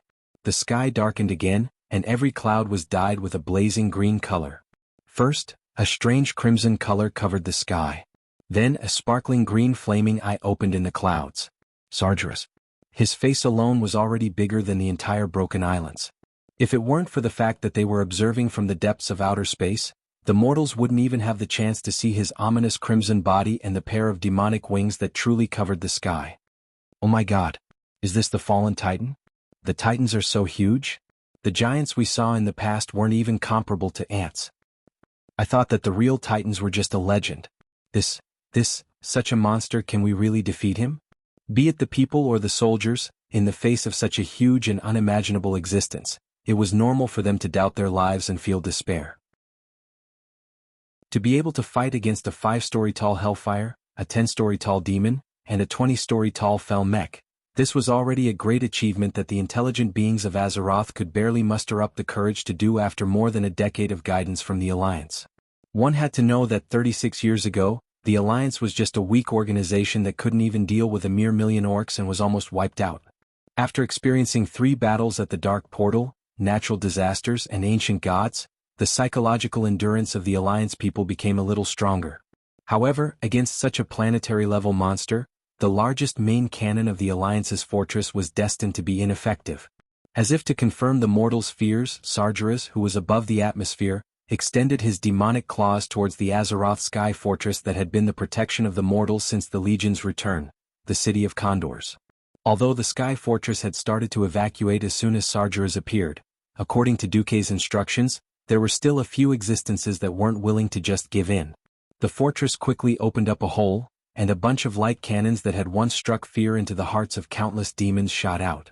Vulcan's Wrath. This main cannon of the fortress could easily turn the Legion's largest starship into dust in outer space. However, Sargeras ignored the main cannon's attack. With a light squeeze of his huge claws that could tear the sky and earth apart, the city of Condors was like a crushed egg, turning into nothingness. Countless fragments of the fortress pierced through the sky, broke through the atmosphere and fell to the ground. This scene seemed to be announcing the arrival of the apocalypse. Chapter 2080. Countless stones contaminated by green evil energy were passing through the void battlefield guarded by the dragons. Tens of thousands or even hundreds of millions of lights were falling towards Azeroth. The allied heroes were in the tomb of Sargeras, quietly watching this scene through Kill Jaden's 3D projection. They could totally imagine the spectacular, poignant and terrifying scene looking up at the sky on the land of Azeroth. Every single dot of light was no longer a simple fragment of the stronghold. After being infused with Sargeras' supreme evil energy, they would become hellfire giants of all sizes after falling to the ground, and become part of the Burning Legion. In the industrial elven forest, in Lordaeron that was reborn after destruction, in the snow-capped frozen throne of Northrend, in the unchanged Darnassus, in the splendid valley that began to grow green grass after the catastrophe, in the broken beach that burned with the flames of war, in every area of planet Azeroth. When people looked up, they saw Sargeras' huge figure covering half of the sky. In the scene of the descent of the blinding light of destruction, after countless hellfire entered the atmosphere, their own flames fused with the flames produced by the high-speed friction, forming a long tail of flames that seemed slow but was actually falling rapidly from the sky that had been covered by evil and the stars could not be seen. It was like a rain of flames. It was the light of the end, the desperate situation before the world was destroyed. Just as the Burning Legion had destroyed thousands of planets. The end was coming. There was no power in the mortal world that could resist Sargeras. Not to mention the people and soldiers below, even the Alliance command in Naxxramas was filled with pessimism and despair. Oh my God. The Pantheon is already an empty shell. Our heroes are trapped in the tomb of Sargeras and can't move an inch. Even the greatest hero Duque and his commandos have no news. How can we mortals get out of such a desperate situation? Many female heralds were already sobbing, and even the strongest officer couldn't help but tremble. On the battlefield, old Mograine gripped the hilt of his sword so tightly that his nails pierced his palm and oozed blood. Marshal Bridget Abendis's face was ashen. She gripped the corner of her clothes with one hand and touched the armor on her abdomen with the other. She did not say a word. There was a tiny life growing there. The Prince of Stormwind, Anduin Wrynn, looked up at the sky with tears streaming down his face. Father. Uncle Duque. Didn't you say that you would end this long war between good and evil in your hands? If you are really superheroes who can perform miracles every single time, then let me witness the birth of another miracle. Let me believe in you till the end. Not many people were able to see that at this moment, there was another strange scene in the void battlefield. It was a huge dragon, an innumerable dragon. If tens of thousands of giant dragons were to fly over any of the Alliance's capitals, the effect they would cause would also be enough to blot out the sky. They spread their wings and silently flew across the void battlefield. They rampaged around and countless battleships of the army were smashed into pieces. It was as if they had escaped from the orbit of the planet and were being sucked down by the gravity of the planet Azeroth. They were the Pentashade dragons. The legendary creatures that had been guarding the sky of Azeroth for 25,000 years. A beautiful green dragon looked into the distance in the void. That was the direction of Argus. Isra muttered to herself, Duque, hurry up and finish it. Otherwise I'll be leaving first. Beside her, a slightly smaller black dragon flew past. Isra heard the voice of Onyxia's soul nagging, "Bastard master. Shameless master. If you want to lie to me, then lie to the end. I'm a great villain, but in order to survive, I didn't hesitate to become your mount. Don't let me be the last one to die. Then why don't I join the Burning Legion earlier?" Although she was complaining, she did not slow down at all as she flew towards her target. It was not just them.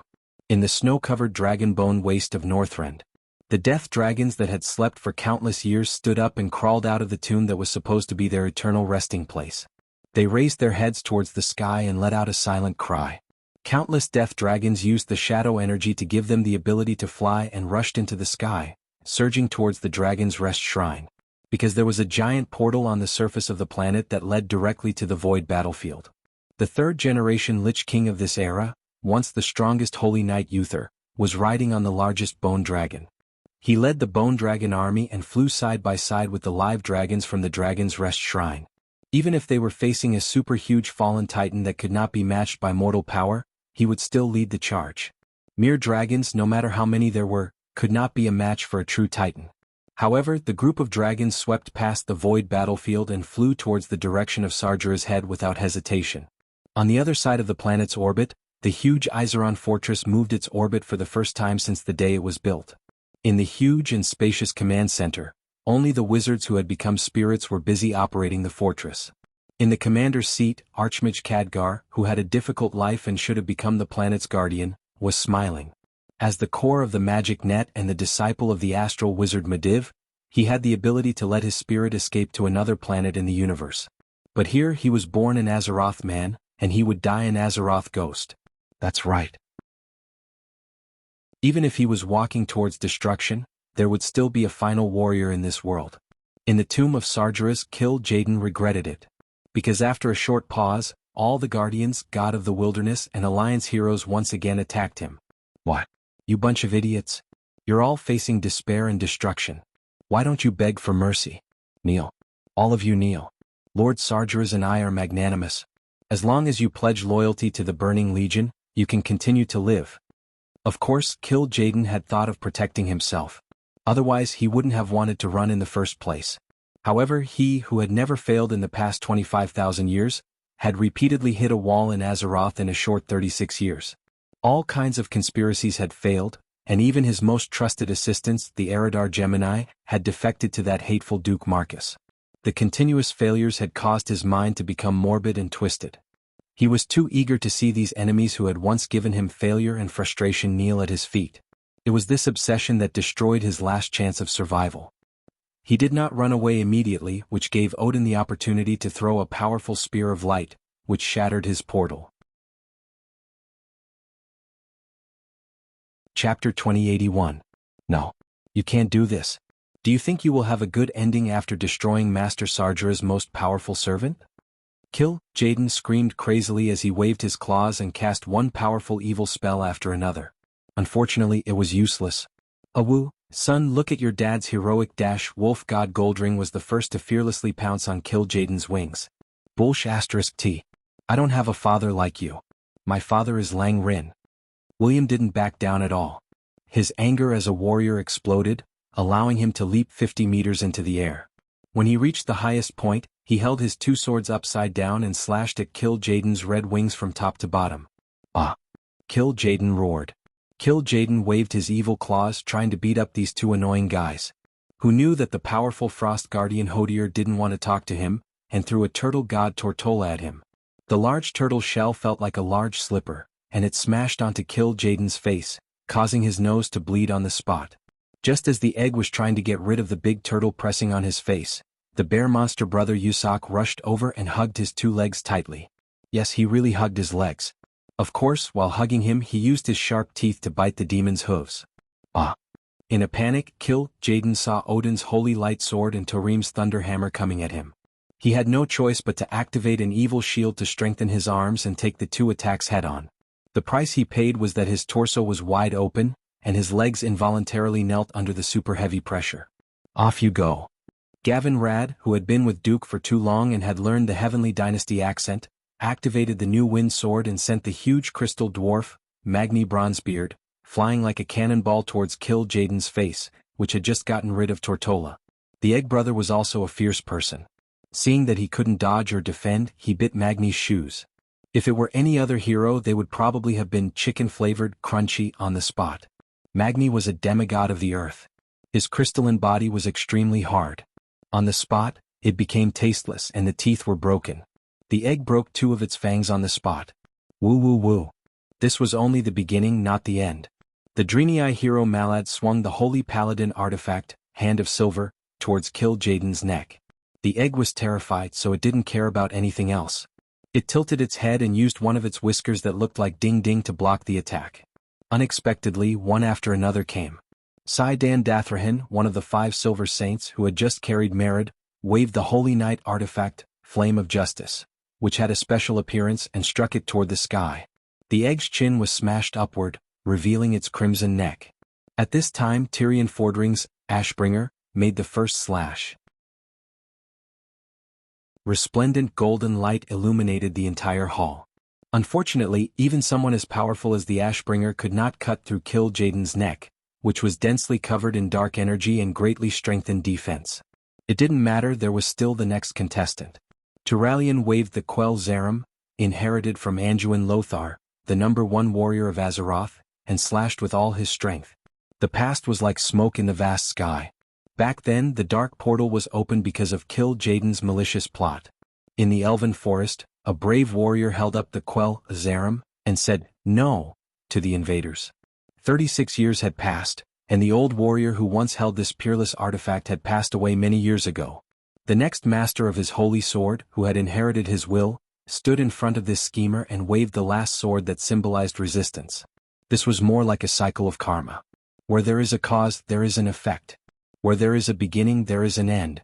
When Kill Jaden's ugly crimson head flew into the air and spun in the air, the commander of the Burning Legion was still in disbelief. No. Impossible. Odin directly stabbed the sword into Kill Jaden's bleeding neck, ending the last chance of survival for the criminal leader. If Argus still could not deal with it, perhaps in 10 or 100 years, this evil demon would appear in front of the people of Azeroth again, spreading fear and despair. But, at this moment, a voice was broadcast to all channels in the world through the magic network that connected all of Azeroth. It was a triumphant voice that felt like it could make people gnash their teeth in anger at any time. Yo, my fellow people of Azeroth. If you long for a miracle, then please long for it to the end. If you are willing to worship a hero, then please worship until the end. If you are willing to believe in Duque, then please believe in him until the end. Duke Marcus, when have I disappointed you? Not in the past. Not now. Not in the future. Yes, that's right. I Duque am so handsome. As the last word fell, the large virtual images that appeared on all the magic mirrors and even projected on the clouds were all of Duque's face. Perhaps the curve of this face was relatively ordinary, but it still had a bit of a temperament, and it was still a little short of being handsome. However, a confident smiling face of the Alliance commander was undoubtedly the greatest stimulant that could give the soldiers and the people in this desperate situation. From the establishment of the Alliance until now, as long as Duque smiled and said, "No problem," then there would be no problem. This was already an ironclad law. The meaning of victory represented by this smile had long been deeply ingrained in the hearts of all existences. In the image, Duque appeared in the tomb of Sargeras. In front of him, an illusory image of a great demon was struggling in midair. It was the soul of Kill Jaden, one of the main culprits. "Dear Kill Jaden, where else do you want to go to resurrect? Look at what I have here." In Duque's hand was a demon statue that did not seem special. It was the size of a palm, but it looked exactly like Kill Jaden. No. Impossible. Isn't this thing with Argus the Terminator? Kill Jaden's soul was terrified. He's a fallen titan. You can't defeat him. Duque shrugged. That's right. Even if I become a true god, I can't be a match for a titan. If the titans of the Pantheon lend me their power, that's another matter. Argus the Terminator was, after all, a flawed titan whose power had been castrated. With the help of the veteran titans led by Amon Thul, destroying him was just a matter of a snap of the fingers. Only a titan could deal with a titan. This sentence seemed to be correct until this moment. Kill Jaden was afraid. He was terrified. Although his boss, President Sargeras, was above this planet, distant water could not put out a nearby fire. If Duque wanted to destroy him, All he had to do was crush the statue that contained his soul core. As if talking to himself, Duque smiled and said, "You don't want to be destroyed? Sure. You can try begging me. Maybe I'll be merciful and accept your surrender like I accepted the Eridar Gemini." "Wait, Duque, you can't let him go." The group of guardians was anxious. On the contrary, a group of mortal heroes had malicious expressions on their faces as they waited to watch the show. Jaden knew that it was probably a trap, and he knew that the other party was most likely teasing him. However, his shameless desire to live erupted. The egg's twisted soul cried, "I beg you, Master Duque." It sounds quite nice. Unfortunately, my ears aren't very good. It's probably because Argus has too much dust and it's blocking my ears." Duque made a gesture of picking his ears. With that, there was a cracking sound. The dignified commander of the Burning Legion, Jaden, fell into endless darkness. His consciousness was completely annihilated and he disappeared from this universe forever. Chapter 2082. Jaden was dead. This was a small ending, not the final destination. That huge figure across the sky was still a hurdle that the entire planet couldn't cross. No one knew how to deal with a real titan. In the sky, every warrior who was ready to fight to the death stopped and looked at Duque, the superhero who had miraculously killed his way into the enemy's lair, pulled out Jaden's soul core and killed the egg. Everyone wanted to see what other tricks Duque, who was famous for having countless backups, had. As expected, Duke took out another soul sculpture from his bosom. Duque looked up at the sky and waved the thing that was the same as Sargeras. "Yo, Sargeras, what do you think?" As soon as the provocative words fell, a cluster of huge light cannons fell from space. Unparalleled power, incomparably precise control of power. The entire roof of Sargeras' tomb was blasted away and turned into dust, but on Duque's floor, neither the guardians nor the mortal heroes were hurt. The huge green flaming eye blinked in the sky, and an earth-shattering voice, like a death sentence from above the 9 heavens, spread to the mortal world. "Even if you destroy my soul core, I won't die. Because I'm a titan." Sargeras didn't attack immediately, proving that he was still cautious. Duque curled his lips. "But if you destroy it, you'll be hurt too." "Yes. If you dare to do that, I'll really destroy planet Azeroth." Well, it sounded like a kidnapper had kidnapped a hostage. In order to prevent the vicious kidnapper surnamed Du from killing the hostage, the negotiator Sargeras finally softened his tone a little. Duque showed an expression of caring for the mentally retarded. "Let me think, you'll probably promise that as long as I return your soul core, you won't step foot on Azeroth for 10,000 years, right? You can even recruit me to be the new commander of the Burning Legion and lead billions of demons?" Sargeras was speechless. He was really going to say that. "Don't joke around. Don't try to fool me with a lie that even you don't believe." Mr. Sa's cold snort affected the clouds in the sky, creating a Titan-style storm. Although Duque had secretly ordered all the warships to evacuate the moment he returned, many warships were still consumed by the storm and crashed. Sargeras said coldly, "Since you have no intention of negotiating, what are you waiting for? Destroy the soul core." "I'm in a daze, of course, because..." Duque deliberately kept her in suspense. Billions of people around the world held their breaths in the live broadcast as they listened to the words that would decide the fate of the entire planet Azeroth. Who knew that Duque wouldn't *King continue? A mortal who had ascended to godhood, and a near-invincible ultimate existence in the universe, were looking at each other across the distance between heaven and earth. 10 seconds, 20 seconds, half a minute. Finally, someone couldn't hold it in any longer and gasped for air. Sargeras' 2 sky-wide flaming eyes stared at Duque. In the end, he was startled by something else. You lied to me." Duque burst out laughing. Yes, he lied to Sargeras. He didn't continue because he wanted to stall for time. Waiting for who? Wasn't it the Pantheon? After 25,000 years, the Pantheon, which once ruled this universe, was stronger than gods, and stood at the top of the universe, finally appeared in front of the mortals again. As a Titan, Sargeras was already huge. However, the Pantheon, which could accommodate Titan's daily life, was even more unimaginably huge. Even through the optical telescope in Iserlund Fortress, one couldn't see the whole Pantheon. The Pantheon was so huge that even Duque felt tongue-tied. This incomparably huge Pantheon, which felt like it could fit into Du's home solar system, was really the first miracle of all time.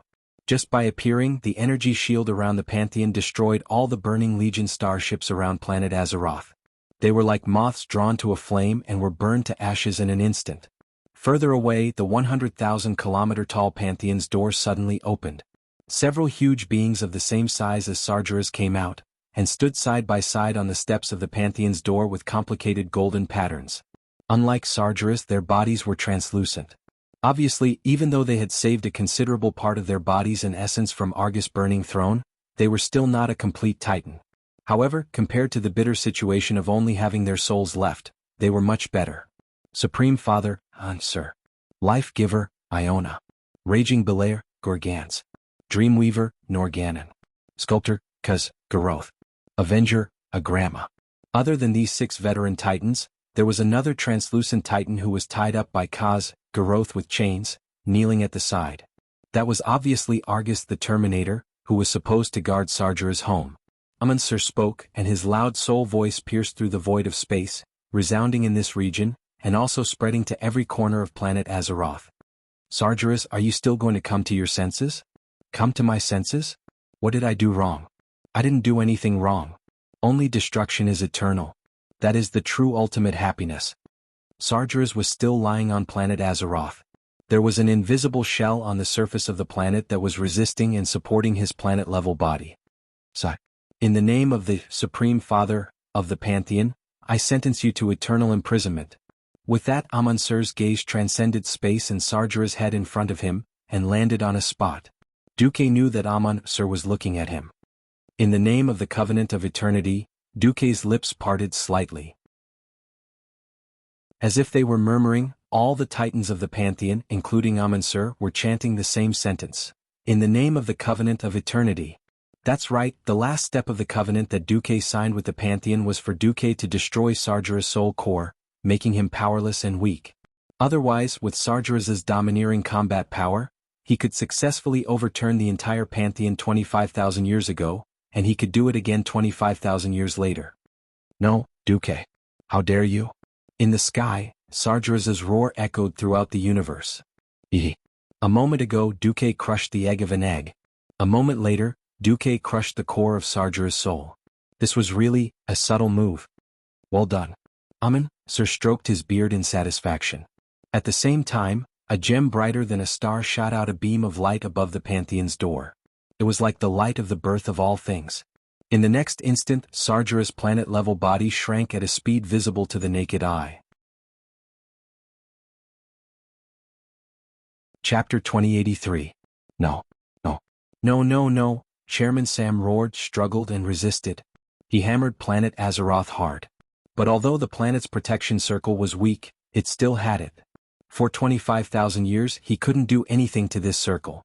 Even when the circle's power was less than 20%, it still resisted Chairman Sam's final attack. No. I can't accept this. I can't accept this. Without the soul core, the soul was a remnant soul that would constantly weaken. Even someone as strong as Chairman Sam was still rapidly weakening under the Pantheon's light of punishment. He was already very clear about his fate. Without the soul core, it was impossible for him to fight against the Pantheon that had gathered all the Titans' power. The only last thing he could do was to perish together with Azeroth. If he couldn't get this planet that he had been spying on for 25,000 years, other existences shouldn't even think about getting it. Clamping the circle on the planet's outer shell, Sargeras raised his Titan artifact sword high. At this moment, Duque's shadow suddenly appeared above the void battlefield. The size of the shadow was not the least bit inferior to Sargeras. Duque let out an earth-shattering yell. Azeroth, what are you still worried about? Give me the power or we'll all be buried with Sargeras. The entire planet suddenly trembled violently. It was truly an earthquake in the truest sense of the word. That was the Star Soul's instinct to protect itself. It was also her last hesitation. Finally, it seemed to let out a sigh. The whole planet began to change. On the continent, the ocean, the sky, every life, every existence, whether it was a living thing or a seemingly inorganic dead thing, this time not only the 4 elements but all existences opened their souls to the huge Duque shadow in the void. Thousands, hundreds of millions, billions of billions. Countless existences poured their unknown mysterious energy into the Duque avatar in the sky. In the blink of an eye, Duque's huge avatar became solid. This was like a new Titan named Duke Marcus appearing in the void. On the Pantheon side, Amon-Sur was stunned for a moment before he smiled bitterly. He finally knew how the cunning mortal Duque had guaranteed the eternal covenant between the Azeroth creatures and the Pantheon. On the other side, Duque's materialized incarnation held the 20,000-kilometer-long Atish in his left hand and the 10,000-kilometer-long Song of Light and Shadow in his right hand. F***CKU Sargeras? Clang. That was a parry in the nick of time. Atish, which looked weak and like wood, had actually used its supreme spatial power to forcibly parry Shaman's sword that was aimed at Azeroth. In the next moment, Song of Light and Shadow stabbed into Sargeras's chest while he was still in a daze. In the end, the fallen titan had fallen under the sword of a mortal. No, it should be said that a hero who had once been immortal. No. No. No, no, no, Sargeras shouted, flailing and struggling. He tried to use his dark powers to resist. But the radiant holy sword in his chest was the cruelest shackle. Every time he used some power, there would be a flash of golden light, and his power would be scattered again. Under the gaze of billions of creatures in the mortal world, the existence of despair that covered the entire planet rapidly shrank, captured by the holy light of the Pantheon, unable to resist. As it shrank, it flew towards the Pantheon. At that moment, an interstellar portal opened behind Duque. Led by Queen Sylvia and Tyrant, the harem ladies filed out and stood behind Duque. Apart from them, there was also Illidan. Duque smiled at everyone. I have some work to do, so I need to go to the Pantheon. It's fine, I'll be back soon. All the elites nodded with the same excitement. At that moment, Tyrant realized that Illidan was actually following Duque. She could not help but gasp. Illidan, you, the wind-like Illidan curled his lips. I've been waiting for this day ever since the moment I decided to rely on Sargeras for the burning invasion 10,000 years ago. I've said that I would protect you and the Night Elves in my own way. Now I'm just doing what I want to do. Tyrant wanted to say something, but after a long while she could not utter a single word to dissuade him. You bastard, you've been acting on your own since you were young? Illidan did not care at all. It was clear that he was saying, I am me, a different great man. When Illidan was about to leave, a slender figure suddenly appeared beside him, Mev Shadowsong. What do you want? Illidan had a natural hostility towards this paranoid woman who had imprisoned and tortured him for 10,000 years. I was wrong. Mev knelt on one knee and bowed deeply to Illidan. The truth was out. Illidan was a great man worthy of being called a great hero of the Night Elves. This was tantamount to Mev hating Illidan for 10,000 years being a huge mistake. Mev was ashamed. If it was the young Illidan, he would probably be angry and punish Mev severely. But now he had already seen through everything. I forgive you. You really forgive me? 2 streams of tears flowed down Mev's face from under her mask. Yes, I forgive you. From the first day I made this decision, I did not ask for the understanding of any of my brethren. To be able to obtain the understanding of the people I love and hate at the very end, I have no regrets, Illidan said solemnly. You have to take care, Tyrant finally said. Yes, I will. Mev seemed to have realized what Illidan wanted to do. I'll go with you. This is what I'm best at. Illidan was stunned for a long time. In the end, he accepted the woman who had been with him for the second longest time, the woman he had hated so much, to stand behind him. Duque smiled and led the 2 elves through the door. Stepping into the Pantheon temple and seeing Sargeras, who had shrunk to the size of a human, Illidan happily rushed up and kicked Sargeras in the face. Sargeras, you finally have a day like this. Don't worry. I will guard you well for eternity. Illidan laughed heartily. Mev said coldly, and me? Yes. One of the terms of the agreement between Duque and the Pantheon temple was proposed by Illidan. Once Duque captured Sargeras, he would become at least one of the prison guards and guard Sargeras for eternity. Duque looked at One Egg and Mev. For some reason he felt that the 2 of them were a good match. After a few glances, Duque stopped looking. Everything was a choice of fate. On the other side, Amon Thul and a group of titans were sitting on their thrones. Duque noticed that there were 2 more giant chairs in the Pantheon temple. They were obviously not Sargeras. As a traitor, he did not deserve to have a throne. This is, you're just a mortal who ascended to godhood. You took advantage of Azeroth's crisis to get your hands on the Titan God's power. What are you still pretending for? Dreamweaver Noganon laughed. The thick-skinned Duque finally laughed awkwardly. The Pantheon temple was too strong. Although he wanted to believe in the Pantheon temple's integrity. But integrity couldn't be brought along in life and taken away in death. What if one day there was another traitor in the Pantheon temple? Power was, of course, the safest thing to do was to control it in one's own hands. In fact, Sargera's last strike would at most severely injure Azeroth. It would not have blown Azeroth up. Unfortunately, no Titan knew. And no one reacted as quickly as Duque, who was prepared. Azeroth had blocked Duque's authority for so many years. In the end, Duque succeeded. It could be said to be a lie, but it could also be said to be a coincidence. Amun, Sir said, as long as you can endure the loneliness and find a suitable planet to nurture your body, 10,000 years later, you will be able to be like us at our peak, possessing an invincible body that can dominate the entire universe. TSK invincible? Who was the one who was beaten like a dog back then? Although he was complaining in his heart, Duque still had to admit that only Titans could take care of Titans. With that power and size, anyone who wasn't a Titan wouldn't be able to deal with a Titan. However, Duque shook his head. No need. I'm already very grateful that you did not ask me to give up this Titan power. Amun-Sir laughed bitterly. You are really cautious. Maybe you forget it. Anyway, as long as the Pantheon Temple is not destroyed, the door of the Pantheon Temple will always be open to you and Azeroth. We are all on the same side, so you don't have to worry about whether we will fulfill the alliance. Iona smiled. That's it. We also have to find a suitable planet in the universe to nurture our bodies again. You know how to contact us if anything happens. I know. After stealing the Titan power, Duque could naturally sense the port that the Pantheon Temple had opened for him. Even if it was billions of light years away, he could still clearly sense it. Carving this cause, Garoth, Azeroth's vitality is greatly damaged now. The task of protecting her will be handed over to you. Of course, from this moment on, all the guardians on it are your subordinates. You can do whatever you want. Thank you. Agrama the Avenger, don't worry about the Burning Legion. I will quickly organize a new army to fight against them. That is my original duty. Duque nodded. The Pantheon Temple left just like that, satisfied. Azeroth was safe, and the long suffering had come to an end.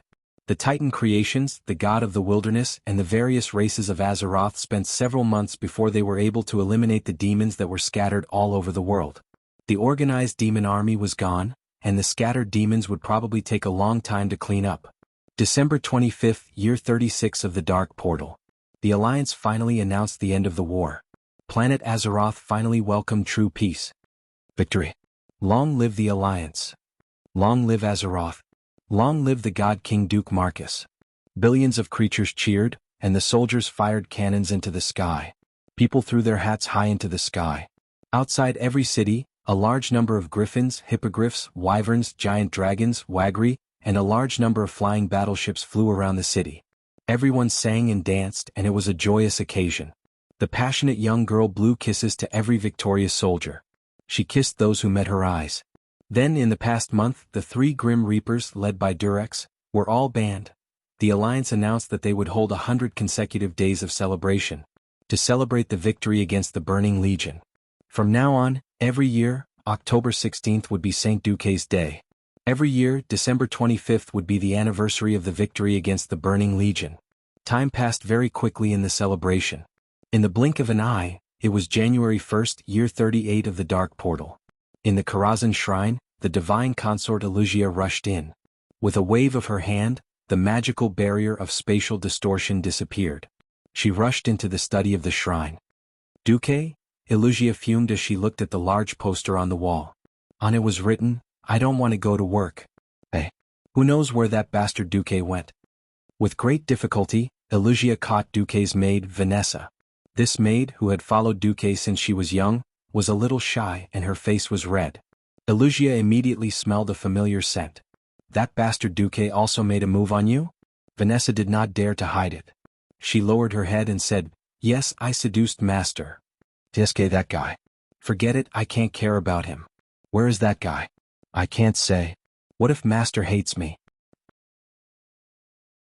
Vanessa had followed Duque for more than 30 years before she finally succeeded. She would rather offend Elugia than betray Duque. Elugia directly teleported away. When she appeared in Duque's bedroom, she saw the 3 Windrunner sisters lying on the floor. It seemed that they had been beaten up badly last night. At this time, Elugia realized that Jaina had also come. Sister Elugia, you're looking for Duque? Yes. You too? Umph. Jaina pouted her rosy little mouth angrily. Every year we decide which spells can be embedded in the weave, and we need the approval of the Master of the Weave. Where did he go again? Illusia held her forehead with a headache. What should I do? That guy can be anywhere in this world. At this time, Jaina suddenly revealed a naughty smile. I've foreseen this and secretly installed a surveillance device in the weave. As long as I keep an eye on a few targets, it'll be easy to catch that pervert. Jaina walked in front of a magic mirror in Duque's bedroom and typed in a string of things. There was an image immediately. Is it a real-time image? Sometimes it's a recording. Soon the first recording appeared. It was obviously in one of the Scarlet Crusade's holy halls. In the image, Sally Whitemane was wearing a red robe with a high slit and holding a staff. At first glance, there seemed to be nothing wrong, but upon closer inspection, one could see that Sally was secretly rubbing her beautiful pair of long white legs. Revive. My brave warrior. In the image, a square piece of white cloth suddenly moved where Dumuk's thighs split. It was as if a zombie had come back to life, and something was slowly rising. Jaina's eyes were quick, and she quickly changed the image. This is obviously a recording. The next image was of a dungeon. A tall female elf was tied up tightly by some kind of tortoise shell. She cried and begged for Vashti's mercy. This time it was Illusia's turn. Ever since Vashti caught her former master, Queen Azhara, who was hiding in the dark and plotting all kinds of subversive activities, she had changed the queen's skin color from the bluish-green unique to the high elves to white. Then Duque would occasionally go to the dungeon to interrogate the queen and get her to answer questions. The next image was of the adoptive mother and daughter, Tyrande and Chandris, who were hugging each other and sleeping. Next to them was the holy light duo Hoof and Kalia. Looking at the traces, it was obvious that the murderer with the surname Du had already escaped. The last image was of a snowflake in the mirror. Jaina knew. Damn, that bastard is in the Wyrmrest Holy Hall. This is going to be difficult. At the highest point of the Wyrmrest Holy Hall, a new villa had been built on the once incomparably spacious top floor. This had become the holy land for all kinds of female dragons to challenge the Lord of Wyrmrest. The blue dragon Taragosa, who was supposed to die in the cataclysm and whose soul had merged with the artifact staff, was the first to attack Duque. Who knew that she would be attacked instead? Duque's 48 forms of Hand of God only used 6 moves to defeat Taragosa. Onyxia was the second to be defeated. Her defeat was due to Duque's familiarity with her dragon's cave. After a few rounds of wild attacks on her weak points, the Black Dragon Princess fell to the ground. Isra was the second to fall. Ever since Duque had accidentally entered a Tenji action movie, Isra had never been strong. If he accidentally cooperated, he would be finished. The only one who could truly fight Duque was the head of the 5-color dragon kings, Alexstrasza. Duque caught the human-shaped dragon that was trying to escape. Even the red dragon queen, who was using all 4 legs, could not escape from his claws. Duque grabbed the 2 dragon horns and attacked continuously with the godly sword 9999 combo. Alexstrasza could not defend herself and roared in anger. I shouldn't have helped you back then, you little bastard. If I hadn't saved you back then, maybe a new type of dragon would have appeared. Duque was shameless. I regret it so much. I should have killed you, you scourge. Alexstrasza roared and began to struggle at the same time. Unfortunately, it was useless. Ever since Duque had stolen the Titan's divine power, she was at a disadvantage in terms of strength. No matter if Duque wanted to break her armor or crush her, she could not resist. Perhaps this was what it meant to be shy and happy. After taking down 4 dragons in one go, Duque felt refreshed. He teleported back to a secret room in Karazhan. The Eridar twins, who had been waiting for a while, helped Duque take a bath. At the same time, after tidying up his appearance, Duque prepared to go for his last date of the night. It was a beautiful human woman with a very Japanese charm. She spun around in front of Duque, showing off her graceful body. How is it? Just like how you imagine Sensei Mitsuru to be. Duque rested his chin on his hand. Not bad. After a battle, she gave Duque this evaluation. Well, it hurts too much. I wonder if Sargeras stabbed me with a sword, would it hurt as much? Duque said, trust me, you'll be crippled even if you don't die. That day Duque was still caught by Jaina. Even though the system genie was working at full capacity to help him with official business, he was still busy for a full 12 hours. I protest. I complain. I want human rights. I want an 8-hour workday. Bullshit, you're not even human. You Titan, if you have the ability to torment your sisters every day, don't you have time to work? Queen Sylvie grabbed Duque's ear. She had completely lost the arrogance and reluctance she had during the melee last night. The divine light in Duke's eyes transcended space and fell on every part of Karazhan, which had become a temple. The girls of the Night faction were practicing archery. Kalia, Sally, and Imriel, who believed in the holy light, were discussing how to write a new holy light doctrine. Onyxia was instigating more little female dragons to play Dragon Cave exploration with Duke. On the surface, the women in the harem all had their own things to do, but in fact, Duke knew that everyone was a little bored and looking for something to do to pass the time. The Burning Legion was like a mountain that had been pressing on their chest for decades. Once this mountain disappeared, they suddenly became empty again without a goal and a new direction to work towards. Duke gathered the women. Everyone, I have an important announcement. I'm going to take everyone to the world where I'm from. It's a world that's completely different from Azeroth. A stone stirred up 1,000 ripples. The supreme ruler of Azeroth, a true god, and Duke, who also had half of the Titan's power, announced that he was going on a long journey. This caused the entire alliance to explode. There were all kinds of emotions in the mortal world. Some were secretly happy, some were worried, some were distressed, and some were in pain. No one's opinion could affect Duke's decision. On the day of his departure, the entire alliance, the wilderness gods, and the Titan guardians had all arrived. William stared at Duke for a long time. He wanted to say something but hesitated. Finally he said, "Are you really willing? Everything that you've created is here. In this world you're supreme." Willing? Of course not. Even though I have the Titan's power, I've always wanted to have the strongest power, the best girls, the most money, and the most power since I was young. Then, why, maybe I'm afraid I'll be bored. I've been flirting with girls all day and I've almost used up all the new ideas in my mind. If I stay here any longer, I'm afraid I'll be too bored and cause a second cataclysm in the future, causing a flood to destroy the world. Then I'll let my former allies attack me or something. Duke's words scared Prince Anduin, who was beside him. Uncle Duke, don't scare me. You'll always be a great hero in my heart. Anduin's eyes were full of admiration. Duke shrugged his shoulders disapprovingly. Hero? No, I'm actually just an ordinary person. My priority is to protect myself and hope that my friends and family are safe. On this basis, I don't mind saving the world or something along the way. At the side, the 5 silver sages were a little lost in thought. There was no such thing as generosity. Instead, it was the truth that mattered. Anduin was a little confused. I don't care. I'll keep your Duke's mansion for you. William rolled his eyes. Duke's mansion? Duke laughed. That's right. In my hometown, the pronunciation of Duke is Duke. In the common language, it means Duke. One day Duke, the first Duke. Duke left just like that, leaving not a single cloud behind. Perhaps what was left for Azeroth was a 1,000-year foundation and a perfect legend. Feeling dizzy, Duke felt that something was wrong. He opened his eyes and saw Alexstrasza and Aurelia, who had just thrown up Duke's godly sword. Then he saw his ladies, who were all dressed up in full Azeroth style. Wait, are you planning to go out like this? This is my hometown Earth. Duke was shocked. Tyron turned around gracefully and moved her long ears provocatively. Did you forget that today is China Joy? We're going to compete to see who can win the cosplay competition. F***CK, end of book. You're tuning in to the Han Lee's Wuxia Adventures YouTube channel. We're so grateful for your support, and don't forget to subscribe to join us on this incredible journey through captivating stories. Your generosity through donations truly makes a world of difference, as it's the primary source of revenue that allows me to expand and enhance this channel for you. Thank you from the bottom of my heart for being a part of this adventure.